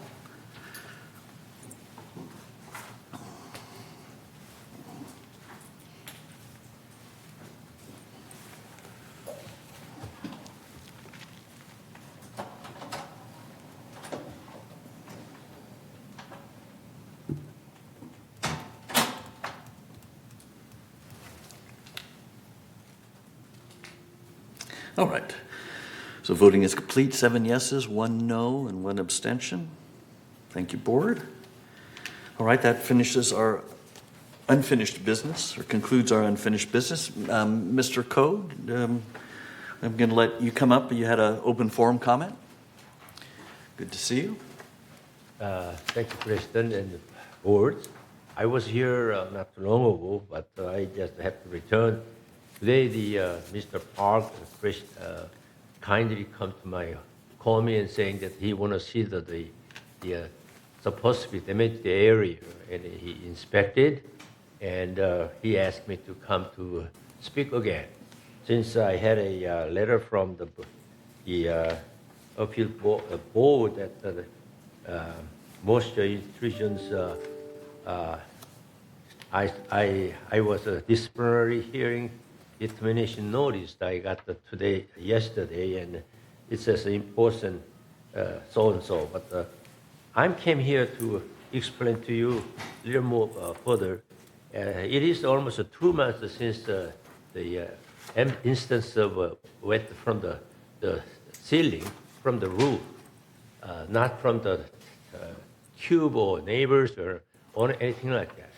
And this is still the drywalls have never been wet grossly, even though they have a meter say there's a wet there at the time the technician came in, is wet. But still, in 2 months, still there's nothing happened, and it never been, and looks very good. And Mr. Pagan inspected, and he will tell you what he think it is. And another thing is that questioning is, I was questioning myself. According to this letter, I have to initiate this work within 45 days, required within 15 days, and work finished by 45 days and so on.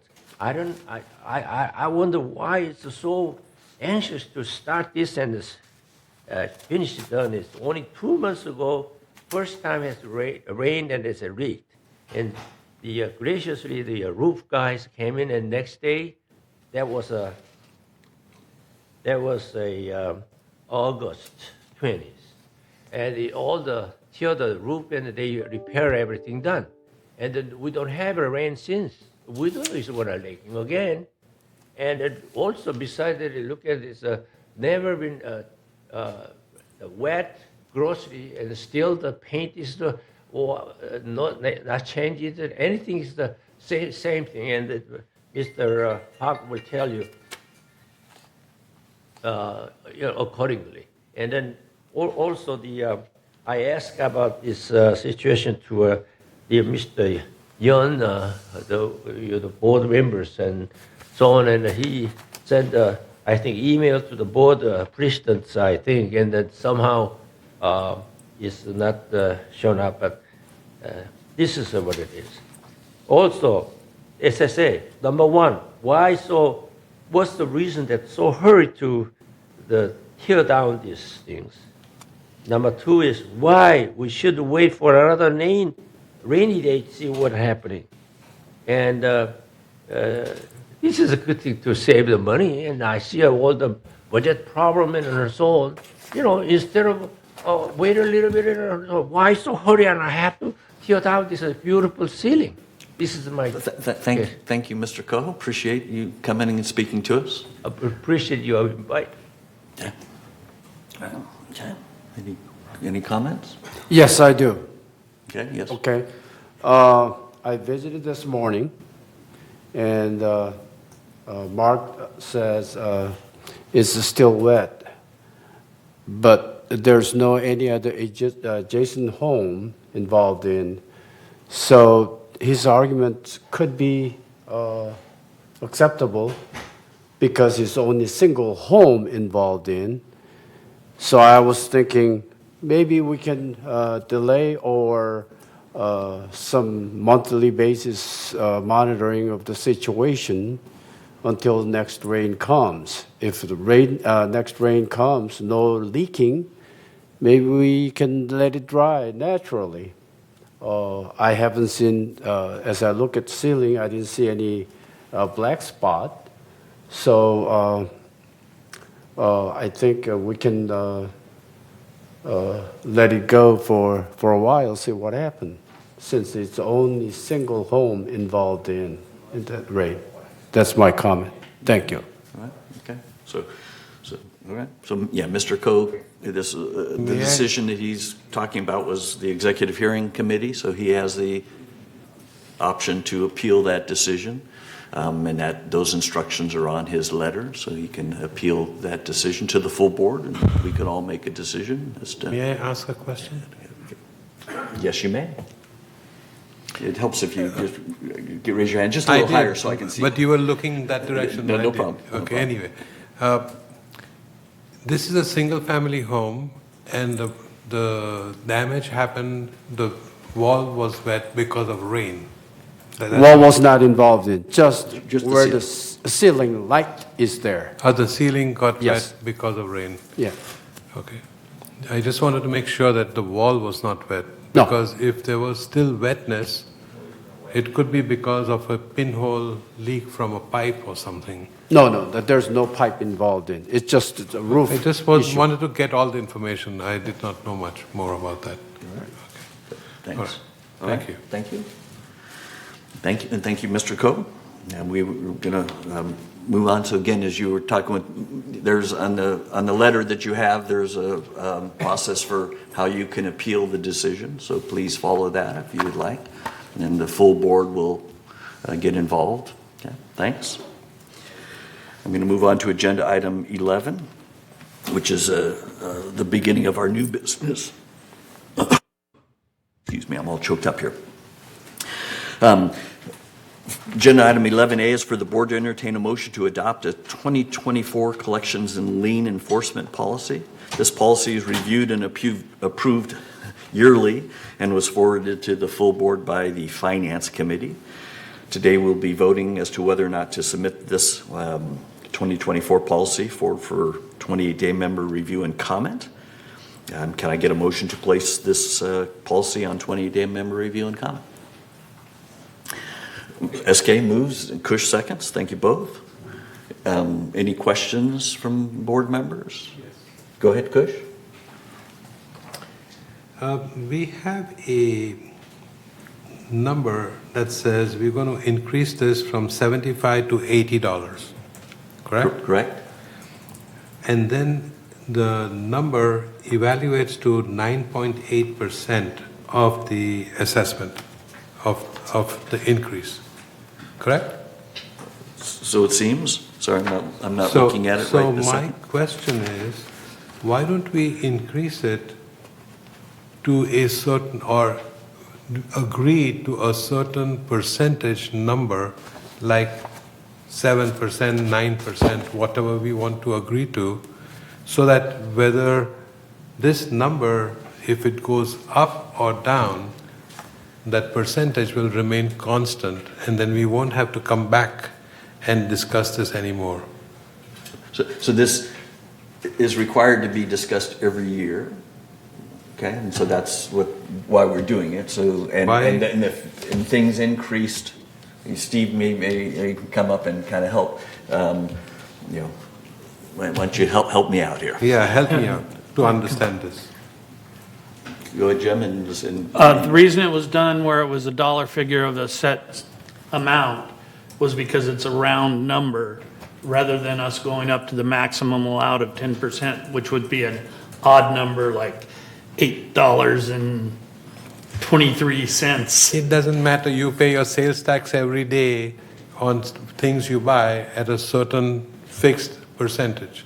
It doesn't matter how much you pay, because it's a fixed percentage. That's why Yeah, I'm I understand that, but the $8 is when you're getting an invoice from the association and you're the member and you look at it, and having an odd number like $8.23 does, you don't look at it like that. When it's a straight $8, $9, $10, it shows up better for the member to be able to decipher it. But Jim, next to it, when you write whatever this tax or whatever you want to call this assessment, you write there so much percentage. So we hear you, Chris. Yeah. I mean, you're into 5%, others, and how maybe written is in. Into one fixed percent. So Right. if the assessment goes up or down, the percentage remains the same. So we'll let Steve chat Sure. through that. Thank you. So historically, it's always been a fixed dollar amount, $60, $75, and now $80. But I hear what you're saying. So when we submitted this over to legal counsel for their review, they'd stricken the $80 and replaced it with 10%, which is what is listed in Civil Code. So as the policy is currently written in the red line version, it is the 10%. So if you go along with what is recommended in the current policy, the red line version, the monthly late charge would be $81.58. So that would be the monthly charge. Okay, so it is by percentage currently. It's kind of odd looking at some is in blue, some's in red, so it's difficult for us to read. Correct. Okay. Yeah, so the clean version at the back of the attachment is just the 10%. Okay. Okay, so 10% it is, Kush. Fine, then we have to agree to that number to keep it at 10, or do we want to reduce it to 9 or to reduce it to 7? Right. So it is up to us to decide.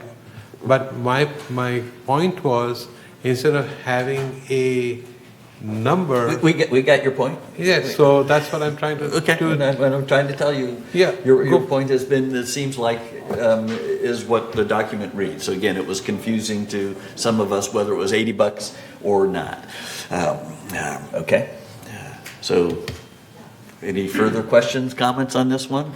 Again, it's kind of a standard thing. Okay. Any member comments on this, Michaela? Can't imagine. Ready? I guess I need a motion, don't I? No, we got it. Motion, SK, and good. All right. I'm with it. Do we want to make that change to a percentage? It or is do we already want- percentage. is what Steve said. Okay. Yeah. Okay. Yeah. But the discussion section is showing that we are moving from $75 to $80. So what is it going to be when we say yes to the motion? Yeah, so Steve, again, very confusing. Sure. I think we need to do a better job in the staff report next time. Red font, blue font doesn't help anybody. To get to this point, I understand there was red and blue at the Finance Committee, but once the Finance Committee made the determination, we should have. Is there a clean version in this? Yes. Okay. Yeah. And what attachment is it? So the clean version is attachment 2, and it begins on page. It begins on page 18. And where is the 10% noted? Sure. The 10% will be found on page 20, second paragraph. A late payment charge for a delinquent assessment will be assessed in an amount equal to 10% of the delinquent assessment or $10, whichever is greater. Okay. So in this instance, the $81.50, forgive me, whatever the change was. So, and the only real difference, forgive me, Kush, with regards to the $80 that's referenced on the staff report, if you recall in the Finance Committee meeting, we brought forth a recommendation for the $80 charge, but then we also mentioned that that day we received a response from legal counsel, and we brought forward the red line version that stricken the stricken the $80 and replaced it with a flat 10%. And that's what the Finance Committee agreed to, or approved at that meeting on October 3rd. I have one more question. Something else popped up in my head. That will this be the assessment late charge will be changing from $75 to $80. So what will be the lowest amount? The charge would change if approved by the board after it goes through 28 days. It will go from $75 to $81 and whatever cents. Whatever cents. Mm-hmm. Right. So that's the lowest amount. What I'm trying to say is it will be so much, or the lowest will be so much, that type of thing. It could be higher but not less. It'll be the same amount every single month. Okay. So your assessment is, again, $815.82, so it'll be 10% of that amount. Okay. Got it. Okay. Any other questions? Okay. He's someone voting already. All right. Okay. Well, we go ahead and vote. Again, we're voting on whether or not to put this forward for 28-day member review and comment.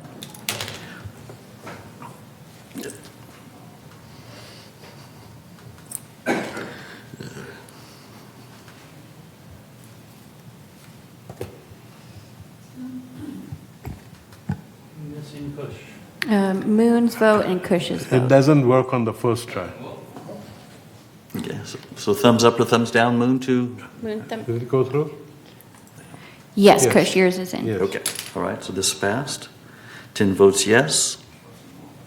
Thank you, board. Agenda item 11B is for the board to entertain a motion to approve. Thanks, Steve. Updated schedule of monetary penalties. These updates were suggested by the Resident Policy and Compliance Committee and were further endorsed by the Finance Committee. And today we will be voting as to whether or not to submit this updated schedule of monetary penalties forward for 28-day member review and comment. Lucille, you want to give us a quick update on what this is all about? Please?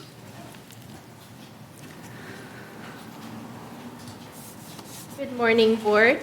So the Resident Policy and Compliance Committee reviewed the schedule of monetary penalties and made the recommendation to increase the minimum from $25 to $50 and the maximum to $2,000 from $500.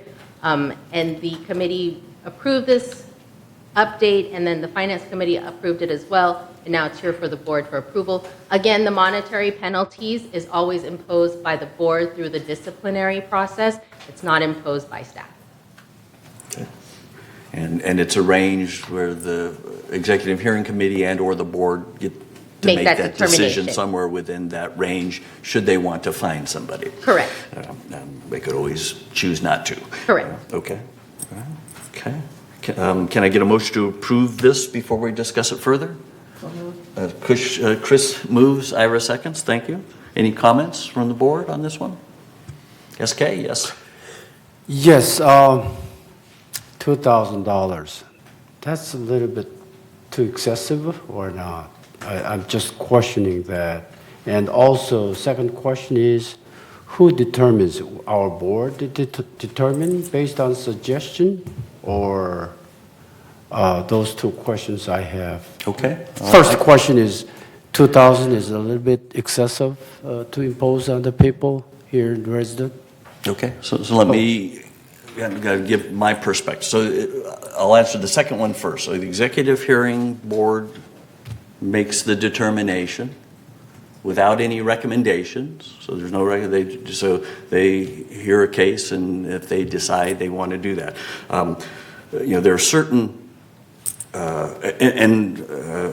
The member can always appeal to the full board. There are certain situations where $500 is a mere pittance. So if somebody is leasing their manor inappropriately, not following our rules and leasing their manor and making thousands of dollars a month, a $500 penalty for them to stop doing that, we have found is not very effective. We have to bring them back over and over again. So it's not like, the expectation isn't that, shouldn't be, that the board is going to throw $2,000 fines at everybody, but it gives the board a mechanism to try to weigh the gain of the violator with the fine. And so that's the intent there. Since we are the board members who will determine the fines, yes, I'm a little bit more comfortable then. Okay. Thank you. Jules, you had a comment or question? Yes, I object strongly to this whole idea. Andy just recently distributed a glop of legal material, a pile of legal material from the very well-known law firm of Adams Sterling, intending, I understand from what I read, to respond to the question of the Bill of Rights and how it interfaces with the Davis-Sterling Act. Point of order, that's not the topic. That's not my statement. He's just commenting on why it was sent. Yes, right. That proposal is very interesting because it then talks about complaints and penalties. And here's what it says about the penalties. I like the carrot and stick approach when using fines. The goal is to eliminate the violation, not to make money. Once the fine is levied, the board should simultaneously offer to waive the fine if the author complies within 30 days or some other reasonable period. Another section of this actually suggests that there be a limit on the number of times a person can be fined. If you're making several $1,000s a month and you hit them 3 times for a violation, the recommendation, according to the Adams Sterling website, is to simply refer the matter to legal and obtain an injunction. And you can obtain an injunction and obtain fees. So there are really ways of handling it. The danger of this is that it is uncontrolled. And while it's true that we should have a graduated series of fines, or the way we impose fines, that's actually not the way it's been done recently. What has been done, in my experience, is very often the first time a person is hit with a fine, it's not $25, it's several $100s. So I think going to $2,000 classically violates exactly what Adam Sterling is recommending. It's not a carrot and stick. What it really is a penalty, and we shouldn't be penalizing people $2,000. Interesting. Okay, thank you. Moon? Your microphone on? Microphone. Okay. Okay, $2,000 or $50 to $2,000. Maybe if we pass that, it may, we hardly review that another 10 years. So $2,000 seems quite a bit, but 10 years later, it's not that big. So I'd rather say $2,000. I like to attach that at 100% of HOA due or monthly due or 200% of HOA due, something like that. So it doesn't, reflect that. That's one thing. And the second one is executive committee. I think the right to inform, the right to know of the resident are really impaired. And not only that, even among board members, we don't know what's going on. The executive committee's decision and process are not reported to us at all. Just like, many other committees process decision are reported at the board meeting here. But executive committee never been reported here. Okay, so that's another layer of secrecy, which not only board member, also to the resident, not informed at all. So that needed to be corrected. Thank you. Thanks. All right. Any other comments? Andy? I agree with you. I think this jump in the amount is, you can't beat a dead horse. In other words, they're not going to pay, they're not going to pay. And $500, $2,000, those kind of people. But there are other people that they run afoul of the rules, and it's not any big deal on their part. They just ran afoul of it. And I think by having such a jump in the fee schedule, there's the potential to penalize ordinary people that just ran afoul of the rules.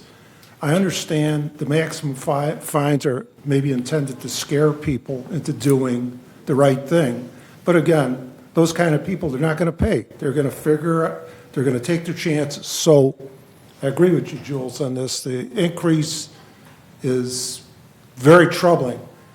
I would love to see some language in here that sort of talks about a norm. It's expected that the maximum penalty would not exceed $500 except in egregious cases of merit. I don't see that, but can I get some assurances on that? That in fact, you not only have a heart, but have a brain when you assess these. That being said, $4,500, 23 violations, that's an average of about $200 a violation practically. So I think what we're getting at is this meant to scare people? Because the people that we want to scare don't get scared.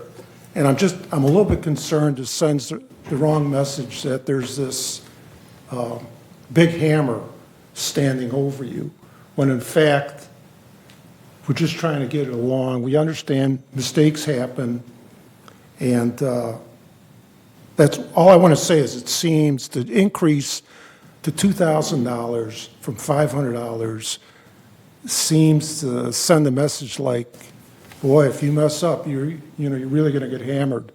But in fact, it's about $200 an average. And so what are we trying to do here with this? I just wonder why we set it at $2,000. It was $500. Why isn't it $800 or something closer to what it was? Can anyone answer that? Yeah, I think I did earlier, and it was that we wanted, again, it's this nudge, this carrot and stick that sometimes you need a bigger carrot in order to nudge people into compliance, and that's the reason. So again, we can vote, and if you aren't comfortable with that, I'd suggest you vote no. Okay, thank you. Kush? Excuse me. I don't agree with that last sentence of yours, Mark. This is an extreme increase from 500 to 2,000 is 4 times. If you want to nudge somebody, it could be a little nudge. This is like sock you in the face kind of thing. So I don't agree with that sentence. So hang on a second, Jim. No. He's not doing it. I'm trying to take a deep breath to control myself. But we may not really need to increase the fees. And if we do, a small increase may be okay. But such a big is like 4 times. It is, in my opinion, totally uncalled for. Okay. We are trying to become like the corner bully type of thing for using that kind of a term. So you better follow my rule, otherwise I'll you're get to you done. in a minute. Yeah. So just clarify, these were last updated 30 years ago. So we're just trying to, Okay, but again, these days you need bigger carrots than you did 30 years ago in the situation where you need it. If you guys are thinking that you have no faith in the board or the What are we executive hearing living in? committee that they are going to fine everybody 2,000, then please vote no. We are living in a So- senior community. We are here just to remind people, hey, you made a mistake, don't do it again, type of thing. So we are not here like the IRS or some kind of a enforcement society where, some kind of a vehicle that controls your actions. We are not that. We are here to just remind people that, hey, you made a mistake, just don't do it again, type of thing. But, so we don't have to fine people for everything or anything. No, you're right. You're right. So I understand. I got it. Jim, I'm trying to move this along. Yes. Okay, in my opinion, this is a deterrent for those minority of individuals, small minority, that are abusing the system that affects all of the HOA. Those people leasing illegally that are profiting by thousands and thousands of dollars. A $500 fine to them is no deterrent. A $2,000 fine to them is a deterrent. This isn't going to be for any minor infraction that you're going to go to this extreme limit. It's only in situations of a very, very small percentage of those that are abusing the process. So therefore, it is only going to be at the maximum levels when it's a maximum offense. And like you said, 30 years, it's been $500. If the guy's making an extra $2,500 a month, he can just pay the extra $500 every time he gets fined and keep moving forward without complying. Thanks, Ralph. Ira, and then Jules. I've sat on this executive committee for several years now, and let me assure you that the executive committee doesn't run around trying to make a lot of money on this. Quite often, a judgment is made and it's put in abeyance pending elimination of the problem. So the real intent is to try to get rid of the difficulty, get rid of the problem, and the executive committee has a range to work with. And there's sometimes you need a bigger club, like Mark said. Usually you won't, but depends. So this may be a little bit stiff at one time, but it is up to the board, to the executive committee, to actually pick a number somewhere in that range, and if necessary, put it in abeyance. In other words, if the problem is corrected, then fine, no fee. But give the committee some room to work with. Ira? Thanks. Well, just as Andy brought up, the average being $200, so everybody's talking about the maximum, the maximum, the maximum. Well, most apparently fines, I'm not on the executive committee, but most apparently are far, far less than the maximum, or as Ralph just stated, not at all. And so that's exactly what you're talking about wanting, and that's what it already is. And the only reason we're all talking about the maximum, because it is an increase, and your fear of the executive committee using the maximum all the time is unfounded, as they're not using the maximum now, as was stated by Andy. So more, and with what Ralph has said, more often than not, as long as the problem is corrected, there is no fine. So I think we're talking a lot about nothing. Absolutely nothing. It's this 2,000 is for, as was stated by Jim, Mark, and everybody else, is for the people that are trying to scam the system. Simple as that. Okay, thanks, Ira. Jim, Jules, something? I want to underscore what Andy said. There would be an easy way of handling this, and that is simply to put in the regulation, in the rule itself, that the only time a fine should get anywhere near a maximum, at the very least, should be when it is an extreme violation. That's one way of handling it. But another way of handling it is really what Adam Sterling said, and which is what you will hear in a few minutes. There really should be a way of making sure that remember, the first time that this determination of violation is made is at the same time when a penalty is imposed. So if someone comes to the board and they're given a notice of violation, and the person said, hey, I'm not violating the rules, so I'm going to fight this. And it turns out that the board said, well, actually, you are violating the rules, and we're going to impose this penalty.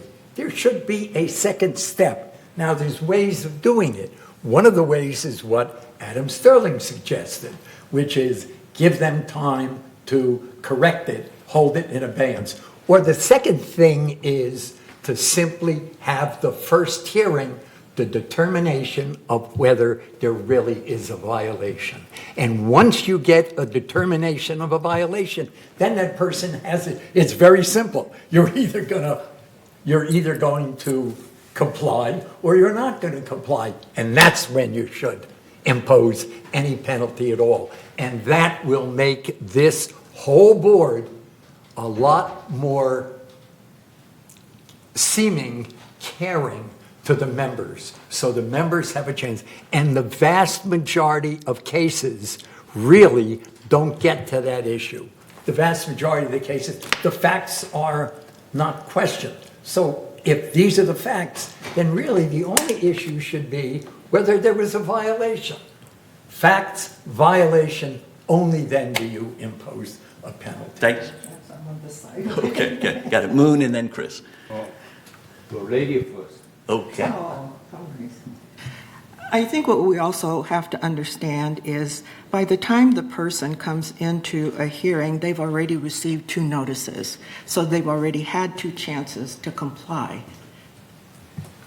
So it's not like it's sprung on. It's sprung on them. Thank you very much. Wait, So, go on. I can see that the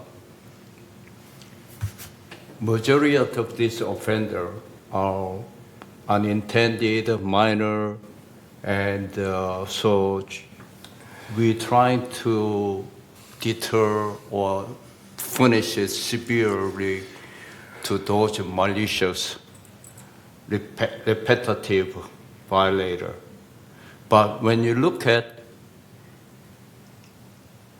as a minor offender, which they were unintended, received this letter, what they would think. There are majority of them who are going to receive this letter, and up to 2,000.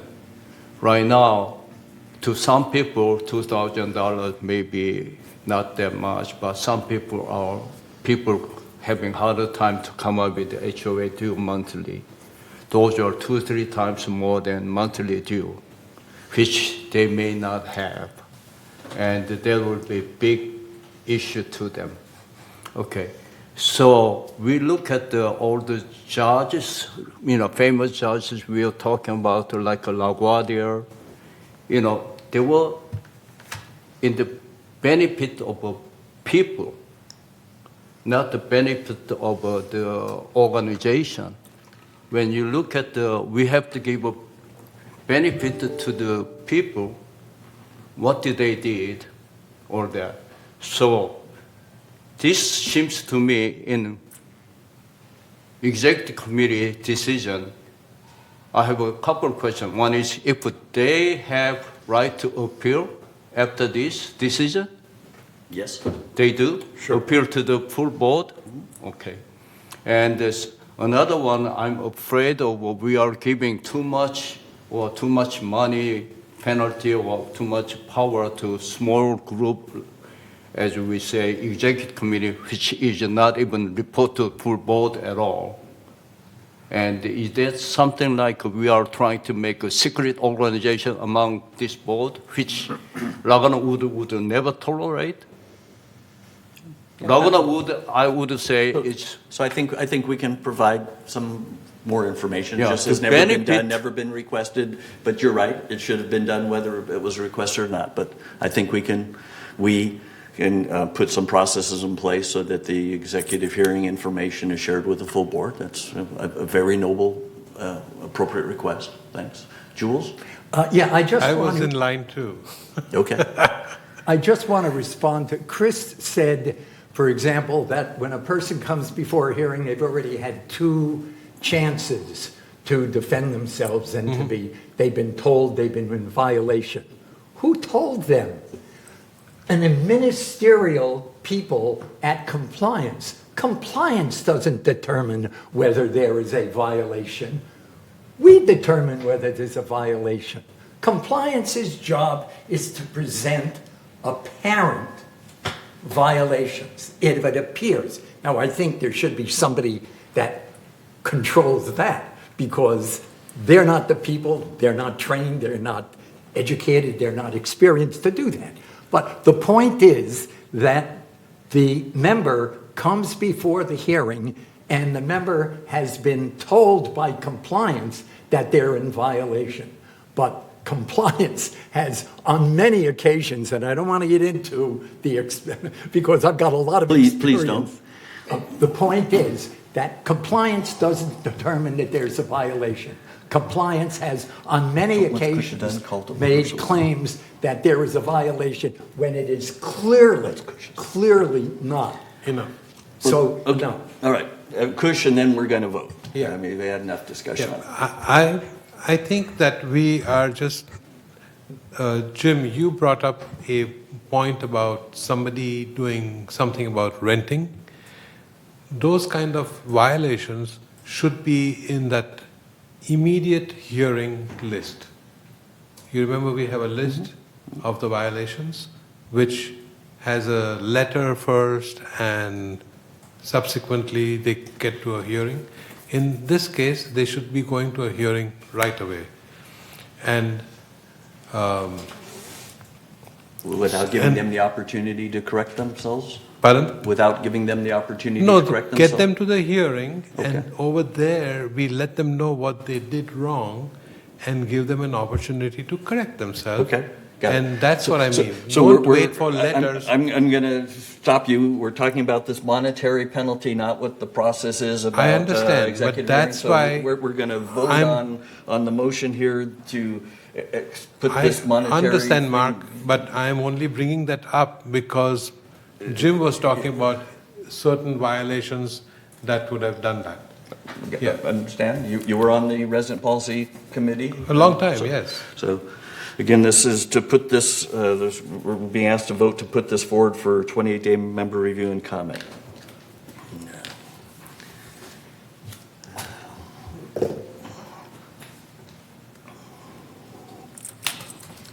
I was going to give you one more comment before I voted, but if we are, Not if it's not pertaining to this specific yes, thing. it is, and I was going to say not to increase it, and if you do, there could be a higher amount if just some proper language to say that Ralph, could you provide your vote?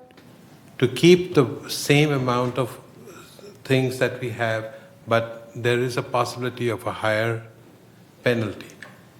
That is what I would have done. Okay. Kush, can I get your vote as well? Yes, I will. Okay, thank you.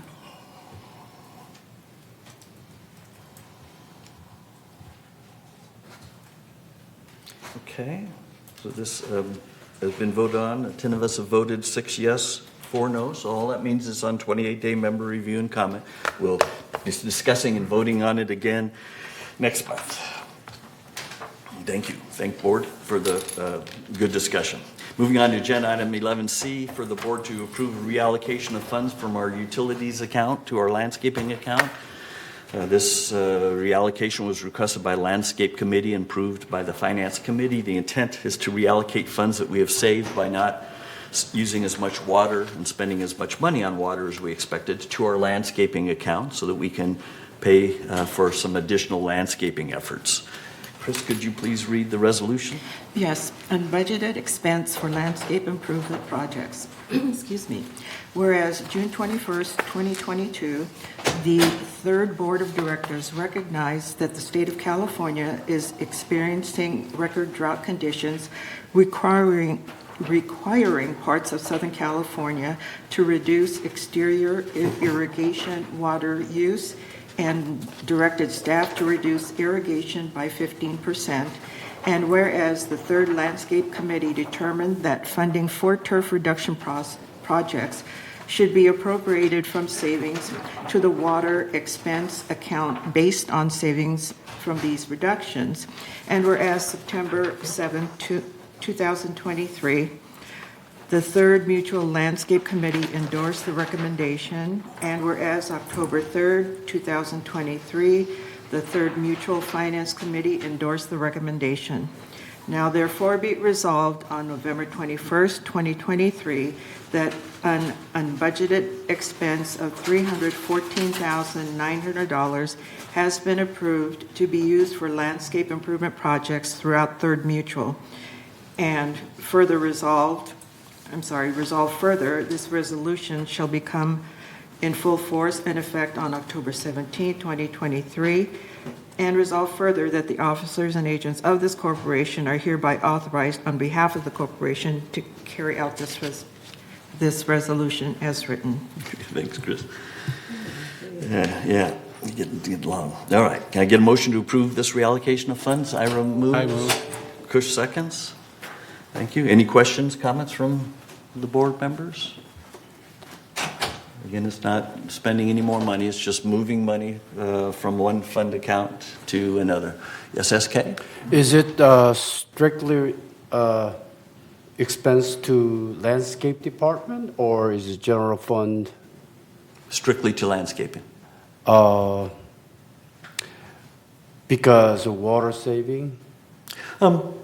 Yeah, water saving, and there are other landscaping things that we're looking to do.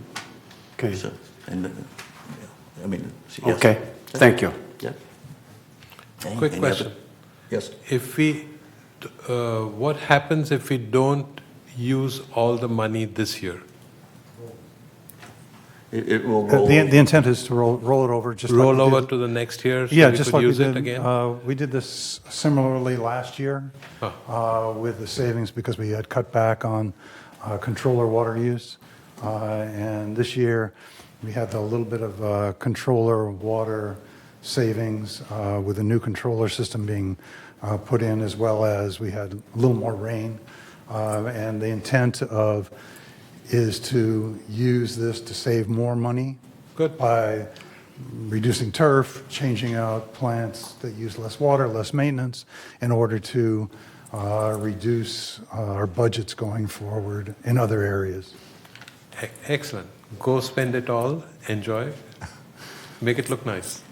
However, yes, SK? when they need spend this money, they will request the board for Sorry? the expenditures. Am I correct?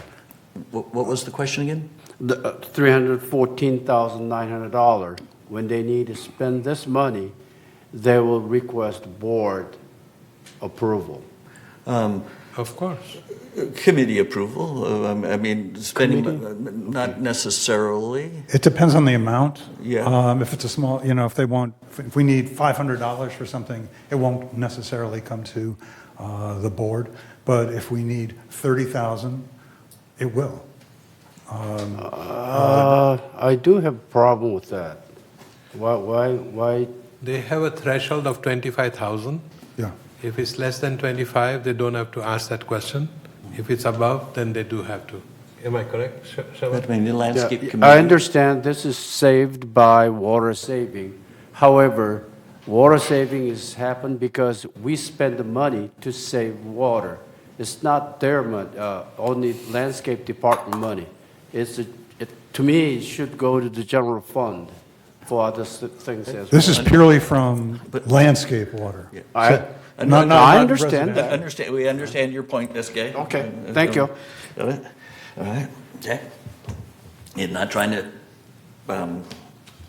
shut anybody down, but just trying to keep them, his point is it should go to a more general fund than just go to landscaping. So I think we all understand that that's his perspective. All right, any other questions, comments?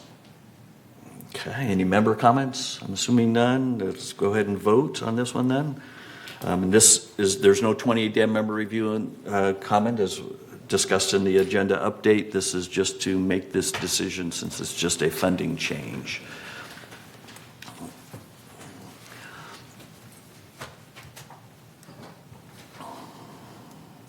Michaela, my screen isn't working. Okay, thank you.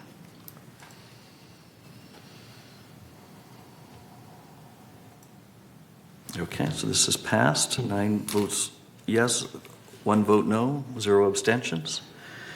Thank you, board. Moving on to agenda item 11D is for board to approve updated committee assignments. So assignments made a result of recent board election, request suggestions. I tried to even out the number of meetings for every 3 months for board members. That was the intent. So we'll start with, can I get a motion to approve the updated committee assignments before we discuss it further? Jim moves, Ralph seconds. Thank you both. Any suggested changes? I have one. Yes, Chris? On page 3 of 8, it refers to the executive hearing committee, and that is incorrect. It should be executive committee. Okay. So that is the committee with all sorts of people in it. Yeah. Just making sure that there's no other executive hearing committee on that page. Okay, all right. Yes, Kush? I have one observation. Okay. And in the GRF committees, there are some in which there's just one person, and there are some in which there are no alternates. Okay. So that Got was it. Right. You want me to point that out to you? No. Do you want to request somebody's names go into those things? No, I don't want to. Yeah, I just want to tell you that I have observation in which I mentioned. Got it. Okay. Any other mood? One question is, I thought the finance committee is everybody. Your microphone, Moon. Thank you. After all that years, I thought the finance committee should be for everybody, but it's only some people. Second one is I like to be on the GRF finance committee. I want to know what the heck's going on over there, and they're asking so much money from us. Let me take a quick look.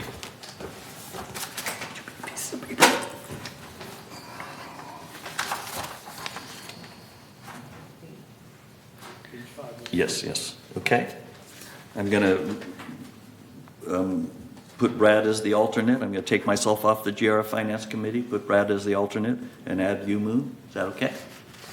The Finance Committee, as you mentioned, That was the choice of the previous board/committee chair to have it be a full, a committee of the whole board. And talking it over with the new chair, I think we felt that the whole board wasn't necessary. Yeah, so that was the thinking there, SK? Yeah, I'd like to be in the MNC committee on the GRF board as well. MNC? Okay. Jim, you don't? I'd be glad to be taken on. Okay, so we'll add Brad as the alternate. Too bad he's not here to defend himself. And put SK. Not a problem. If you guys want more committees, I'm all for it. Okay, Jules? Yes, I never got a response. Maybe it wasn't sent, but I would request to be on the executive committee, the resident policy committee, and landscape. Okay. Thanks. Okay. I hear you. I'm not planning on making any of those changes this time. Yeah. Okay. Happy to meet your expectations. Any other questions, comments? Okay, so we're going to be asked to vote for this. So changes are on page 3 of 8, change executive hearing committee, just executive committee. On page 5 of 8, remove Mark as the alternate, make Brad the alternate for the GRF Finance Committee, and add Moon as a regular member.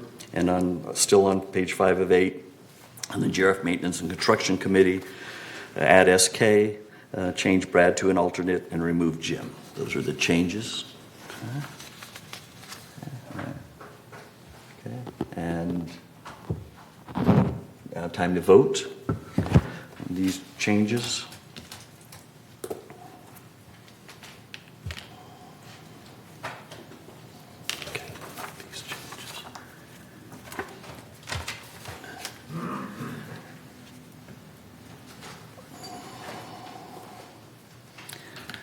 And Jules, you met my expectations as well with your vote. Thank you. All right, so this is passed 9-1. Okay, and moving on to the final new business agenda item. Agenda item 11E is for the board to discuss establishing a task force to define a member's Bill of Rights. Okay. Chris? You have something, question? I have a comment, if I may. Okay, sure.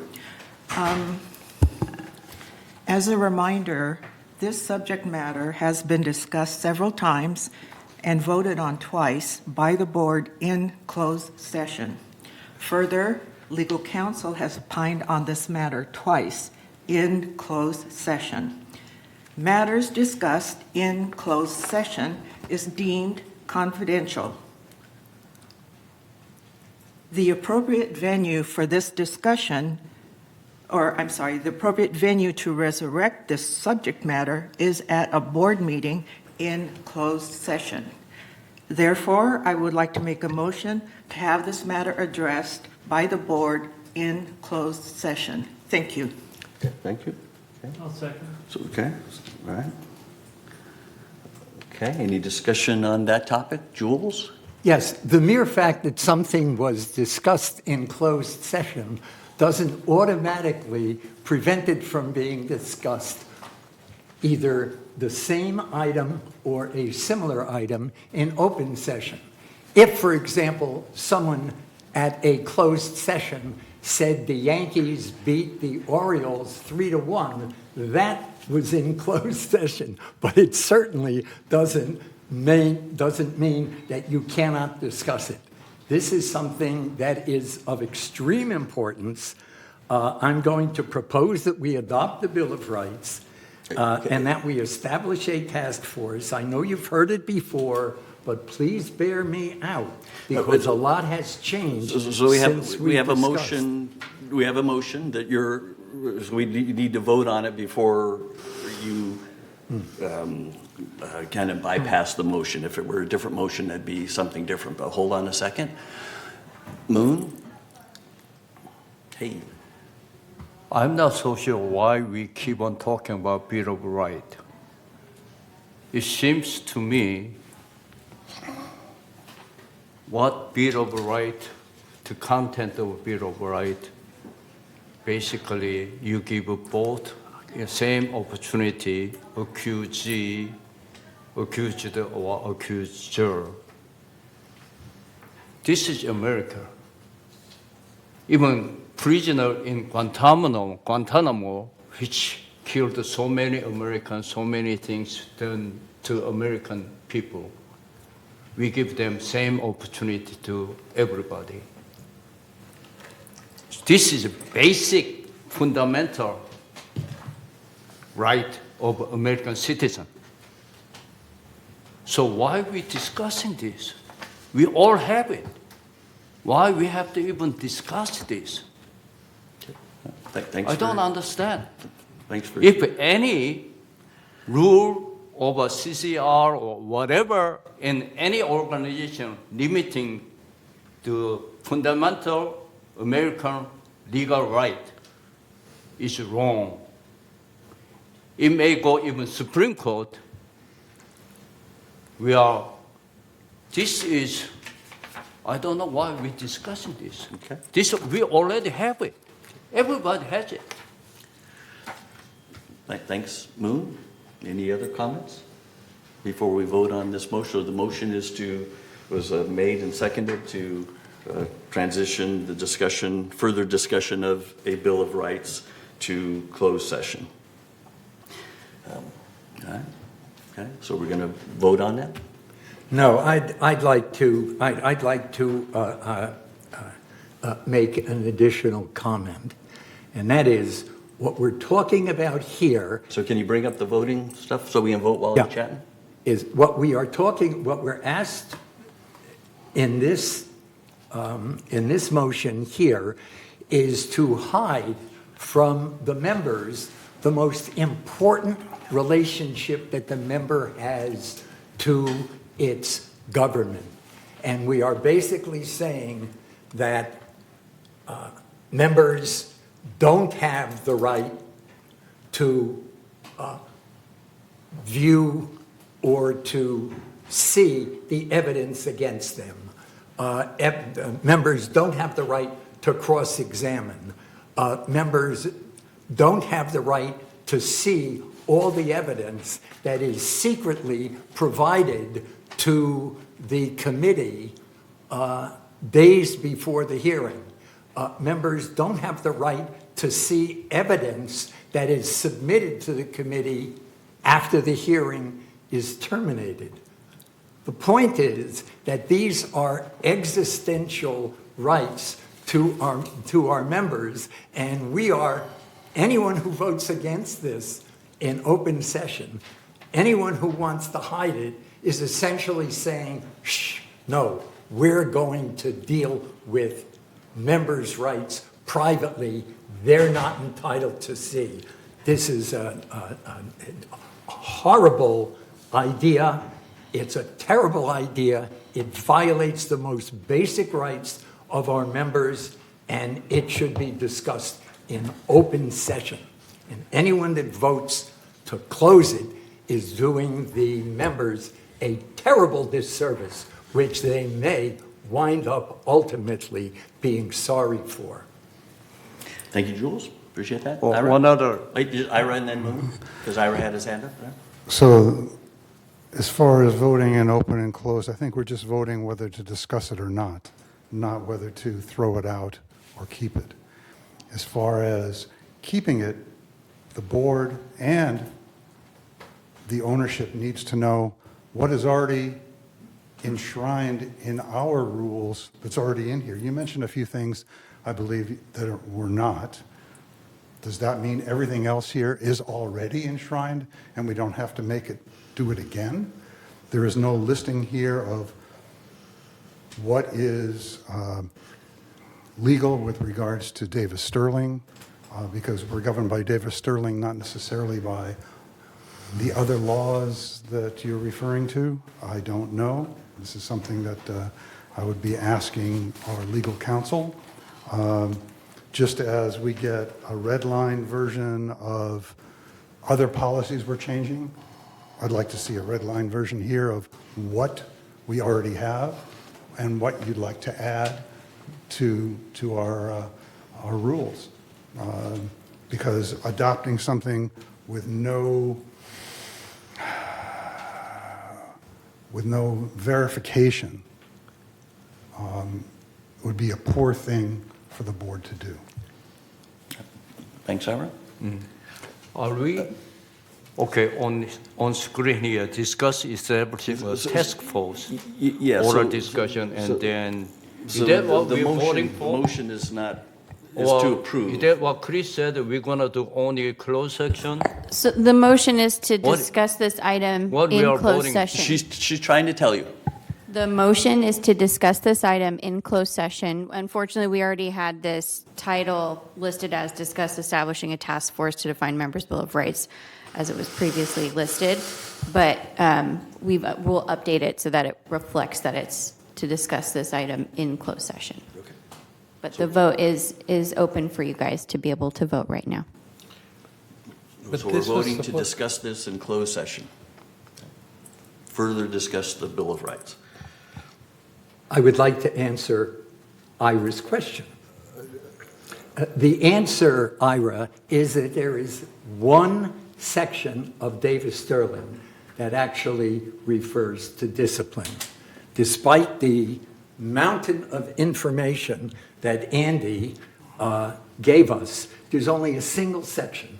And the only section that really substantively applies to discipline is section 5855, and it simply says, before you can discipline anyone, you got to give them 10 days notice. And that's it.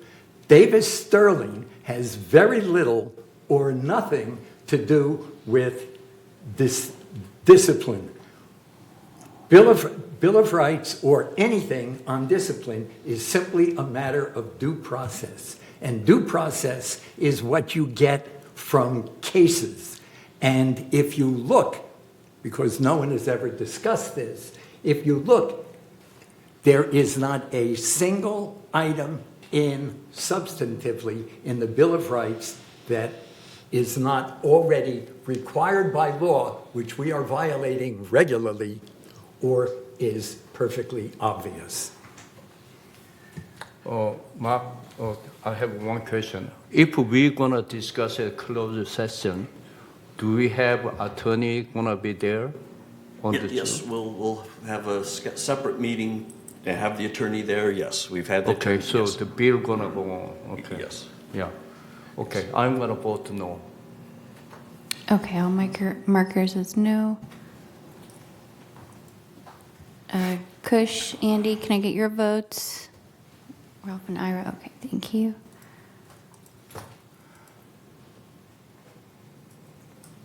SK? Thank you. Okay. All right, so this motion passes by 7-3. Can,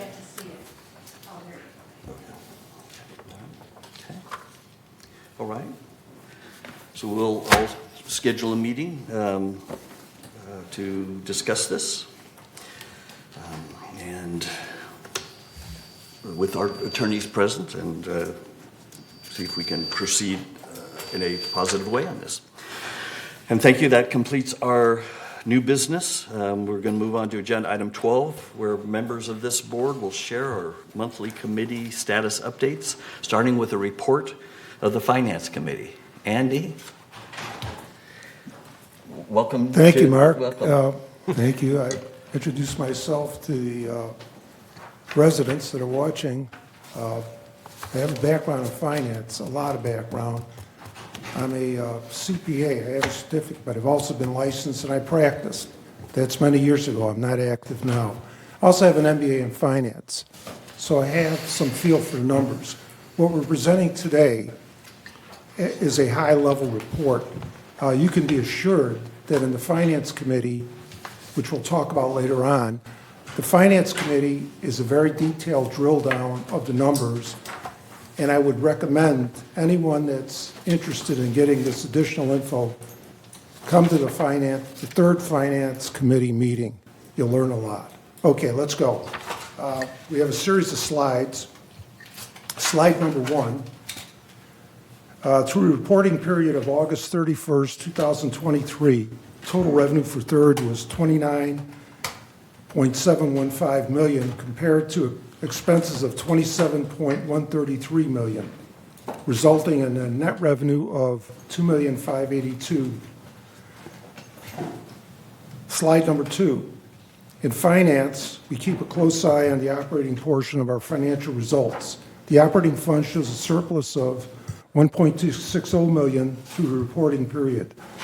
This chart shows how much of our revenue went into operations, with $19,105,000 coming in from assessments and $1,376,000 coming from non-assessment revenue. This is compared to operating expenditures of $19.221 million without depreciation. I just want to add depreciation is a non-cash outlay, so that's why we don't count it in this slide. Slide 3. This next chart takes the full income statement and compares those results to budget. We can see that third ended the period better than budget by $1.817 million when combining both operating and reserves, revenues, and expenditures. Okay, slide number 4. The most significant variances from budget were attributable to employee compensation and related, a favorable variance of $1.023 million. The favorable variance resulted primarily in the landscape and M&C departments due to open positions. Impacted areas include grounds maintenance, irrigation, manor alterations, paint, plumbing, and interior components. Recruitment is in process to fill in current open positions. Grounds maintenance contracted shrub bed maintenance to outside vendors for the pruning weeding cycle as they continue to fill open positions. Investment income, a favorable variance of $432,000. The favorable variance resulted primarily from Treasury bills yielding a higher return than anticipated. Investments have averaged 4% return versus a budget of 1.5%. I want to add that currently we're significantly over 5%, which is great if you're a saver, not so good if you're a spender. Insurance has a favorable variance of $169,000. The favorable variance resulted primarily from slightly lower premiums than anticipated at budget preparation, but it all reflects the current pricing in the insurance market, which has gone up tremendously. Utilities and telephone, favorable variance of $131,000. Favorable variance resulted primarily in water and sewer due to rainfall and conservation efforts. Water consumption was 14% lower than budgeted through August 31. Sewer ended the period favorable as a result of lower sewer rates for domestic use than anticipated at time of budget preparation. Slide 5.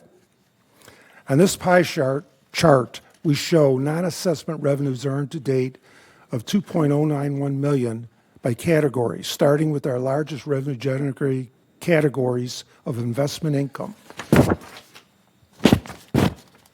Chargeable services, lease processing fee, permit fee, laundry revenue, resale processing fee, and so on. Let's go to slide 6. On this pie chart, we see the expenses to date of $27.134 million by category, starting with our largest categories of employee compensation and related expenses, outside services, insurance, utilities, and so on. Slide 7.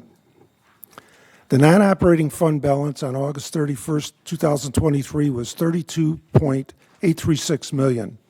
Year-to-date contributions and interest were $9.234 million, while year-to-date expenditures were $7.842 million, which meant that the reserve balances went up.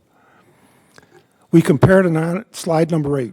We compared the non-operating fund balances to historical fund balances for the past 5 years in this chart, which has averaged $30.1 million.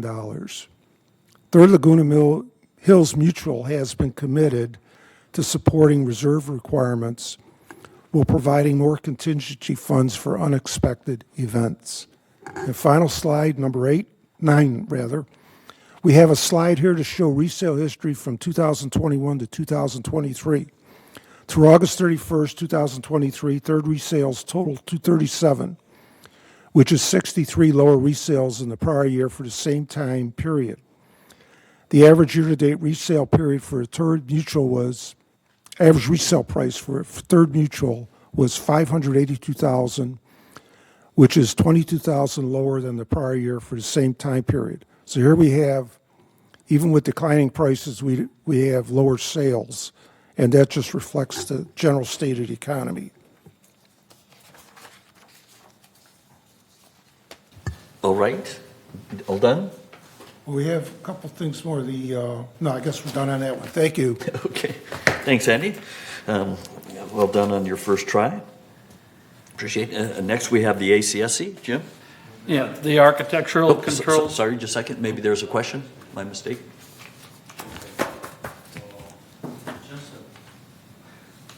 Thank you.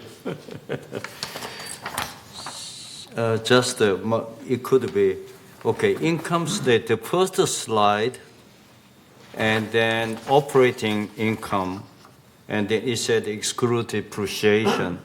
There's quite a bit number difference.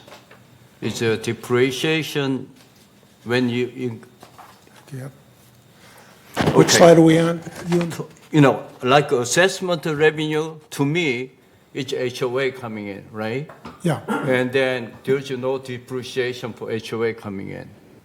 But when you look at, to me, then when you look at assessment, the income statement 27, and then the operating income is 19.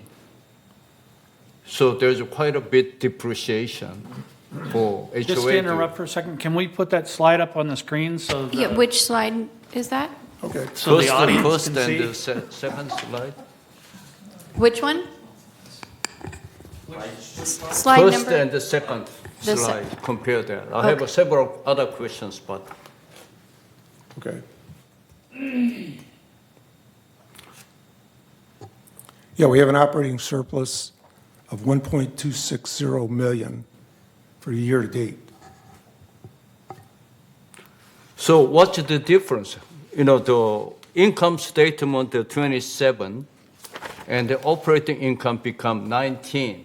So there's 8 difference, depreciation 8. Depreciation. So why? It's a non-cash outlay. It's not real money now. It's just a paper number. But it hits, technically speaking, you have to take depreciation into account, but it's not money in the bank. I don't get the question. So to help Andy out, you know, this is his first time as treasurer. Can Yeah, you okay. meet with him afterwards and ask let's your go questions? there. Second question is, okay, I look at that, the page 8, slide 8, or slide 7, either way. Okay, you have a disaster fund spent about, it's 1,000, little over 1 million expenditure, and then the 19,000 and the unappropriated. Where was it spent? You have any detail? Okay. All right, here we go. Spent more than 1 million and no explanation whatsoever. Yes. So that is where all of the damage restoration work that is done that is paid out of. So if there's a roof leak and is there fixing mutual's property that comes from the disaster. Mr. Treasurer, can you give us more detailed to inform other residents? So we spend more than 1 million. People doesn't know where the million spent. Okay. It's not. I think we can do that We are for not next time. talking about chicken shit. Yeah, we'll talk to Steve Hormuth about it. Another reason to come to the Finance Committee meeting, because we have that detail readily available. This is very high level. Yeah, available is not good. Let the people know. I agree. Come to the Finance Committee Yeah. meeting. You know, there's so many secrets here, even among board In members. accounting, there are no secrets. I can tell you that. Yeah. Let's open transparency. Yeah, fine. Why we are hiding? Not hiding. So many hidings to me. Okay. Okay, I was about to write a letter to Jim. Last time when I asked, Jim said, oh, that cannot be asked here in open session. I didn't mention one name. Jim blocked me. It doesn't matter if you don't mention a name when there's only 2 individuals involved. You're giving out information about people that you can easily decipher who they are. You know, that question I asked last committee, last meeting here was not answered. I'm going to ask again until I got answered back. Thank you, Moon. Jules? I think there is a clear misunderstanding about what our obligations are with respect to confidentiality. The whole purpose of confidentiality is not to hide everything that goes on in a closed meeting. It is to protect the conversations and discussions between parties, between the members of the board, so that we can freely discuss matters without having what we say to each other disclosed. That's the real purpose of confidentiality. And the fact that other things come up and are discussed is not protected necessarily, as we will find out. Thank you for your opinion, Jules. Appreciate it. No. Next, we have the ACSC. But Mark, I forgot to mention, first time, our next Finance Committee meeting is December 5th of this year. So you all are welcome. Okay, continuing on with the report of the Architectural Controls and Standards Committee. The committee met on October 9th, 2023. In that meeting, the recommendations on items 10B and C that we discussed today, Standard 31, which is washers and dryers, was forwarded to the full committee.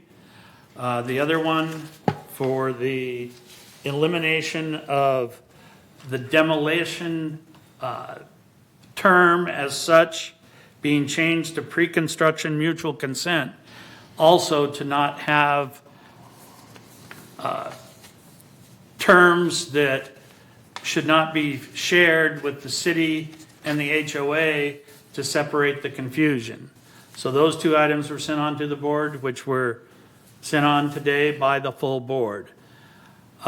We had no variances. We had no over-the-counter variances. What that indicates is that we are keeping up with demand, that we're becoming more and more efficient with the ACSC.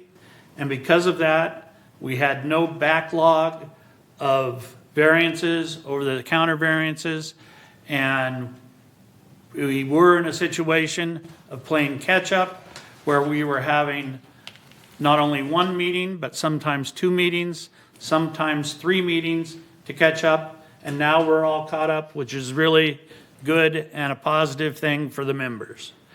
Our items for our future agendas are Architectural Standard 8, that's the porch lift elevators. We should be reviewing that and discussing that in November. It should be ready for the boards looking into it to try and update that standard. Also, the Architectural Standard 41B, solar panels on 3-story buildings. That should come up before the ACSC also in November. The revision to Standard 18, gutters and downspouts. That's to be determined. That's being updated and comments and things being put into that. And then the other item that we had for a future agenda was detailed interior inspections. Again, that's to be determined, but it's in progress, and we hope to see it soon after November. With that, that concludes my comments on ACSC. Our next meeting will be November 13th, 2023 at 1:30 p.m. in the boardroom and as a virtual meeting. Great, thank you, Jim. Next, we'll hear about the Landscape Committee. Ira? Sure. I'm going to go through two of them because there's a little catch-up going on.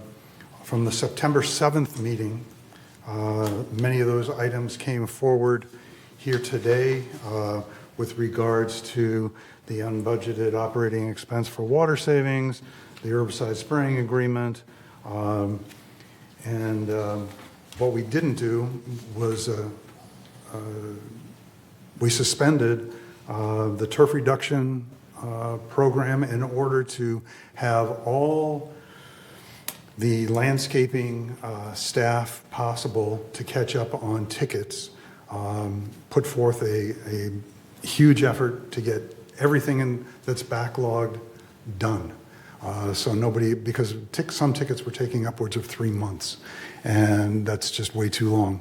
So now, as of a couple of days ago, we're down to about just under 300 tickets to complete. Those should be done in the next few weeks, and I'm hoping we can stay up on the tickets to get the greater majority of them done in a 3 to 7 day, that's the goal anyway, 3 to 7 days from the time they're submitted, with the exception of replacing plants in the summertime and a few other things that would not happen because of seasonality. With regards to the October 11th meeting, we were back on talking about the fruit tree policy, and it'll be coming forth to the full board to look at. We're hoping to keep the fruit trees that are already here with agreements from the owners to maintain them. We're gaining information on 2 areas to use wildflowers rather than as a turf substitute in certain areas. And we're waiting on the final draft of the urban forest management plan, as well as a red line draft of the landscape manual. And the next date of our next meeting is Thursday, November 2nd at 9:30 here in the boardroom. Great, thanks, Iris. And sorry, Ira and Ralph, I've skipped you, Ralph. What's new regarding the I third was maintenance and beginning to construction think you committee? just totally left me out. We didn't do a lot in the last meeting. The last meeting was August 30th, and I think I covered that the last meeting pretty much. Okay. However, I went by this morning to see where the French Drain project in Gate 11 was, and one of them, I think it was, one is Dunes Street or something like that. That looks totally completed, and I would say back to normal, but hopefully better than normal, because it should have dealt with the groundwater. The one at Belmez, there was still construction going on. It looks like it should be completed pretty soon. I think the end of October was the completion date. No bids have been received regarding slope repair. Other management methods are presently being considered, such as cost plus or something like that. We don't like that, but that may be what we'll have to do. Mailbox replacement for buildings 3434 and 3438, or that particular part of the cul-de-sac, is complete, despite a minor difficulty encountered in key distribution for the new mailboxes. But I think that's overcome now. Next meeting of the third M&C is scheduled for 1:30 p.m. November 6th here in the boardroom and on Zoom. Okay. Thank you. Thanks. And Jules, you're the new chair of the Water Conservation Committee. Do you have anything to report today? Nothing today. Okay. Didn't think so, but thanks. Wanted to give you the chance. And regarding the third Resident Policy and Compliance Committee, this committee last met on Wednesday, August 22nd. During that meeting, we discussed Third's disciplinary matrix, which tells compliance what processes to follow based upon the potential violation identified. We discussed the process that compliance follows when they receive multiple requests for the same violation, even if that violation can't be confirmed. And we started working on a new, more simple barbecue policy, which will not allow charcoal in multi-story buildings, but we're still working on that. This committee will next meet on Tuesday, October 21st, so it's next Tuesday at 9:30 a.m. here in the boardroom. We plan to continue our discussion on the barbecue policy and continue discussing THIRD's compliance processes, specifically around ensuring that objective evidence is collected before sending any notices of violation to our members. And that's all we have for THIRD mutual committees. Now we'll move on to agenda item 13, where we will share our monthly GRF committee status updates, starting with the GRF Community Access Committee. Kush. Yes, sir. So the Community Activities Committee met on October 12th. Microphone. My apology. Let's start again.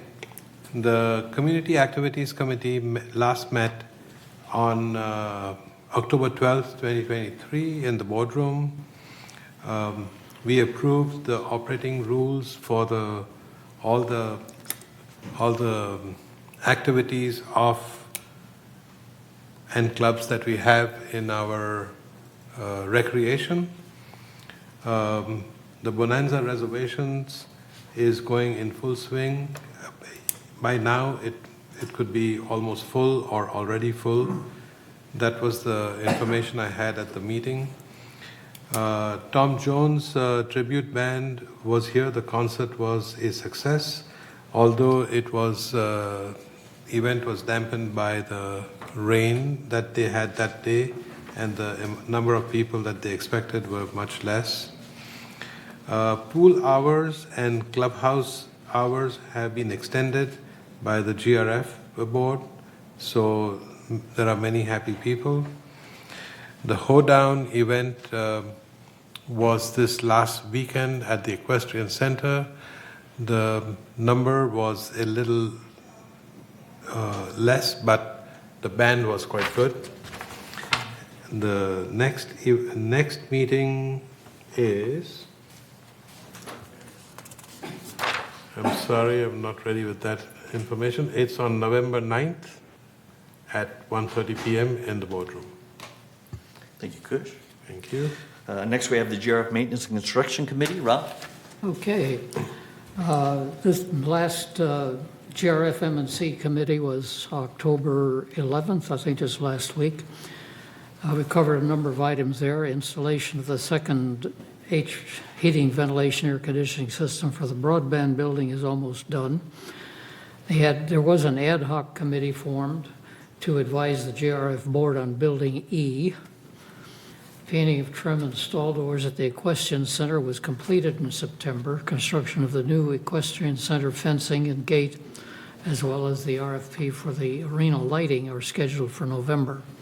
The driving range improvement contractor is reseeding several areas where the stolens didn't take, and this will be done at no extra cost to the village.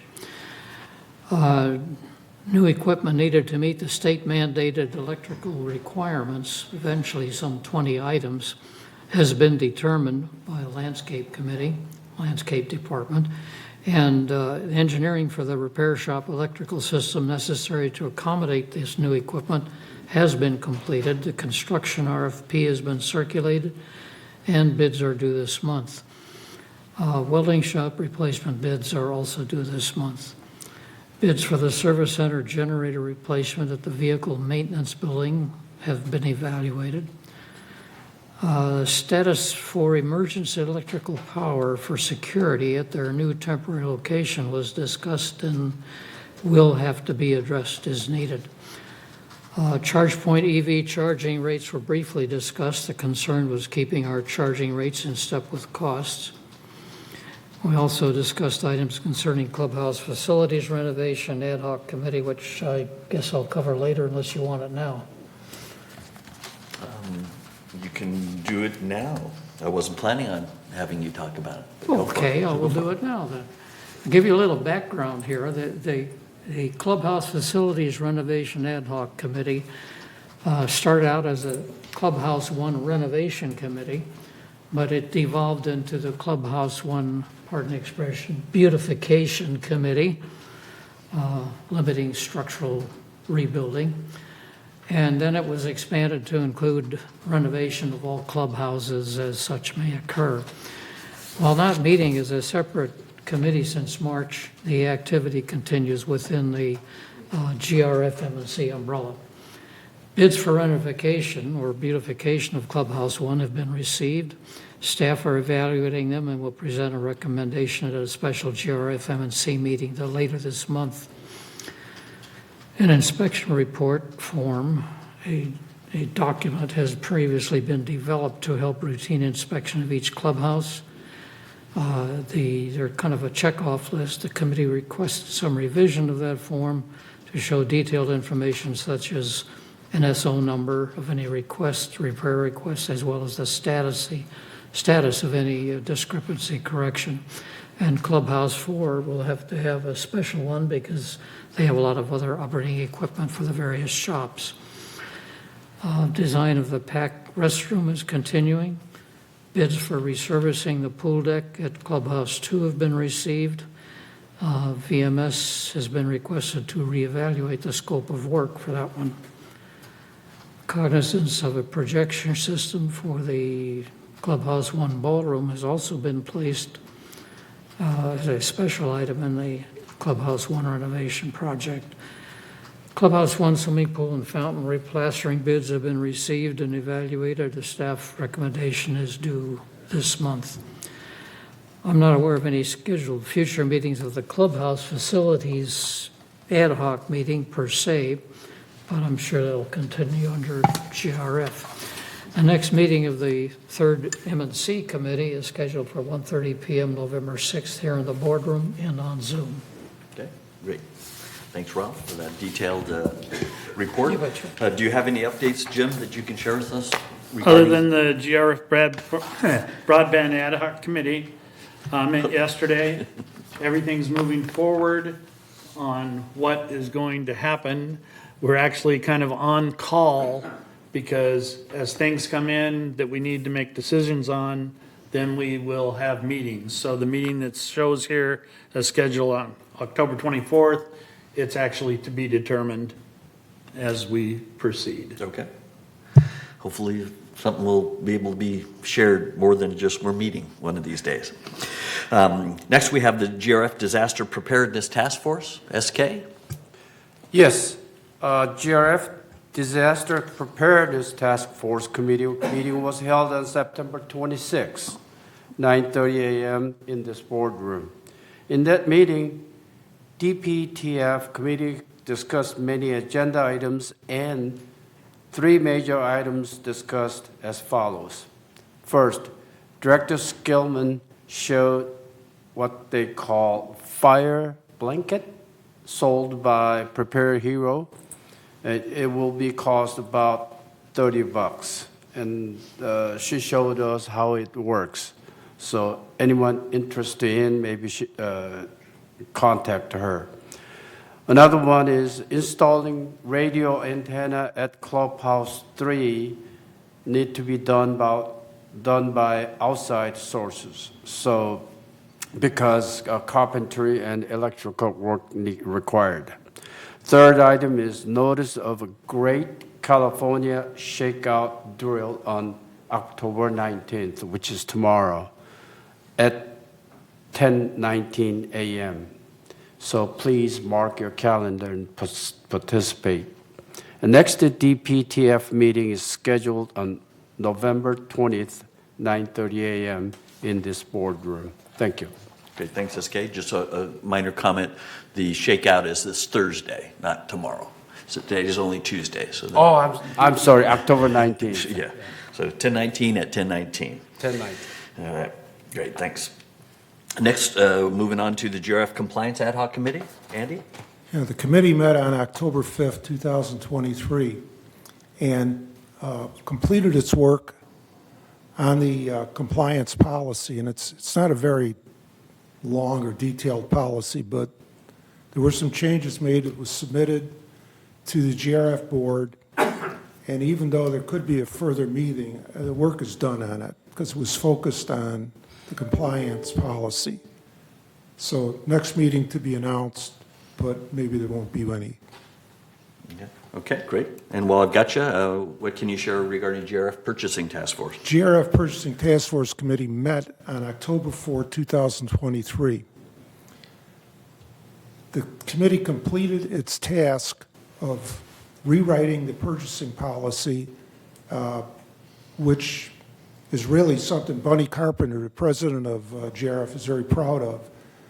And to that extent, it's going to be presented to all the directors on Monday, October 23rd, in the boardroom here. So you're all invited to attend that because it's a rollout of this revised purchasing task force policy. Next meeting is to be announced, but again, we completed the task of the committee, and I don't know when that's going to be announced. Okay, thank you. Next, we have an update of the Information Technology Advisory Committee. This committee, known as ITAC, is overseeing the development and implementation of the new village-wide computer system. The first phase of this system will focus on our accounting tools and is currently in its testing phase. The current plan is that the first phase, or this accounting tool phase, will go live in February of next year. And the committee spent a fair amount of time discussing the various key tasks that need to be successfully completed over the next few months in order to support that February go-live date. The ITAC is scheduled to next meet on Friday, October 27th. And that's all I have for that. And what's the latest with regards to the Yes, hearing, traffic hearing was held on September 20th, 9 a.m. in this boardroom. In the traffic hearing, 5 violations were heard, and the hearing committee vote as follows. First, 1 violation was dismissed because a traffic officer was not able to provide the speedometer readings. Second, that person was lucky, I guess. Second, 3 violations were guilty and fine. 1 violation was a guilty and pay half fine. However, I want to make sure people understand stop sign. I do have a tendency of slow, stop, and then go at the stop sign. But according to my 4 times participant in the hearing, I noticed that people do not stop.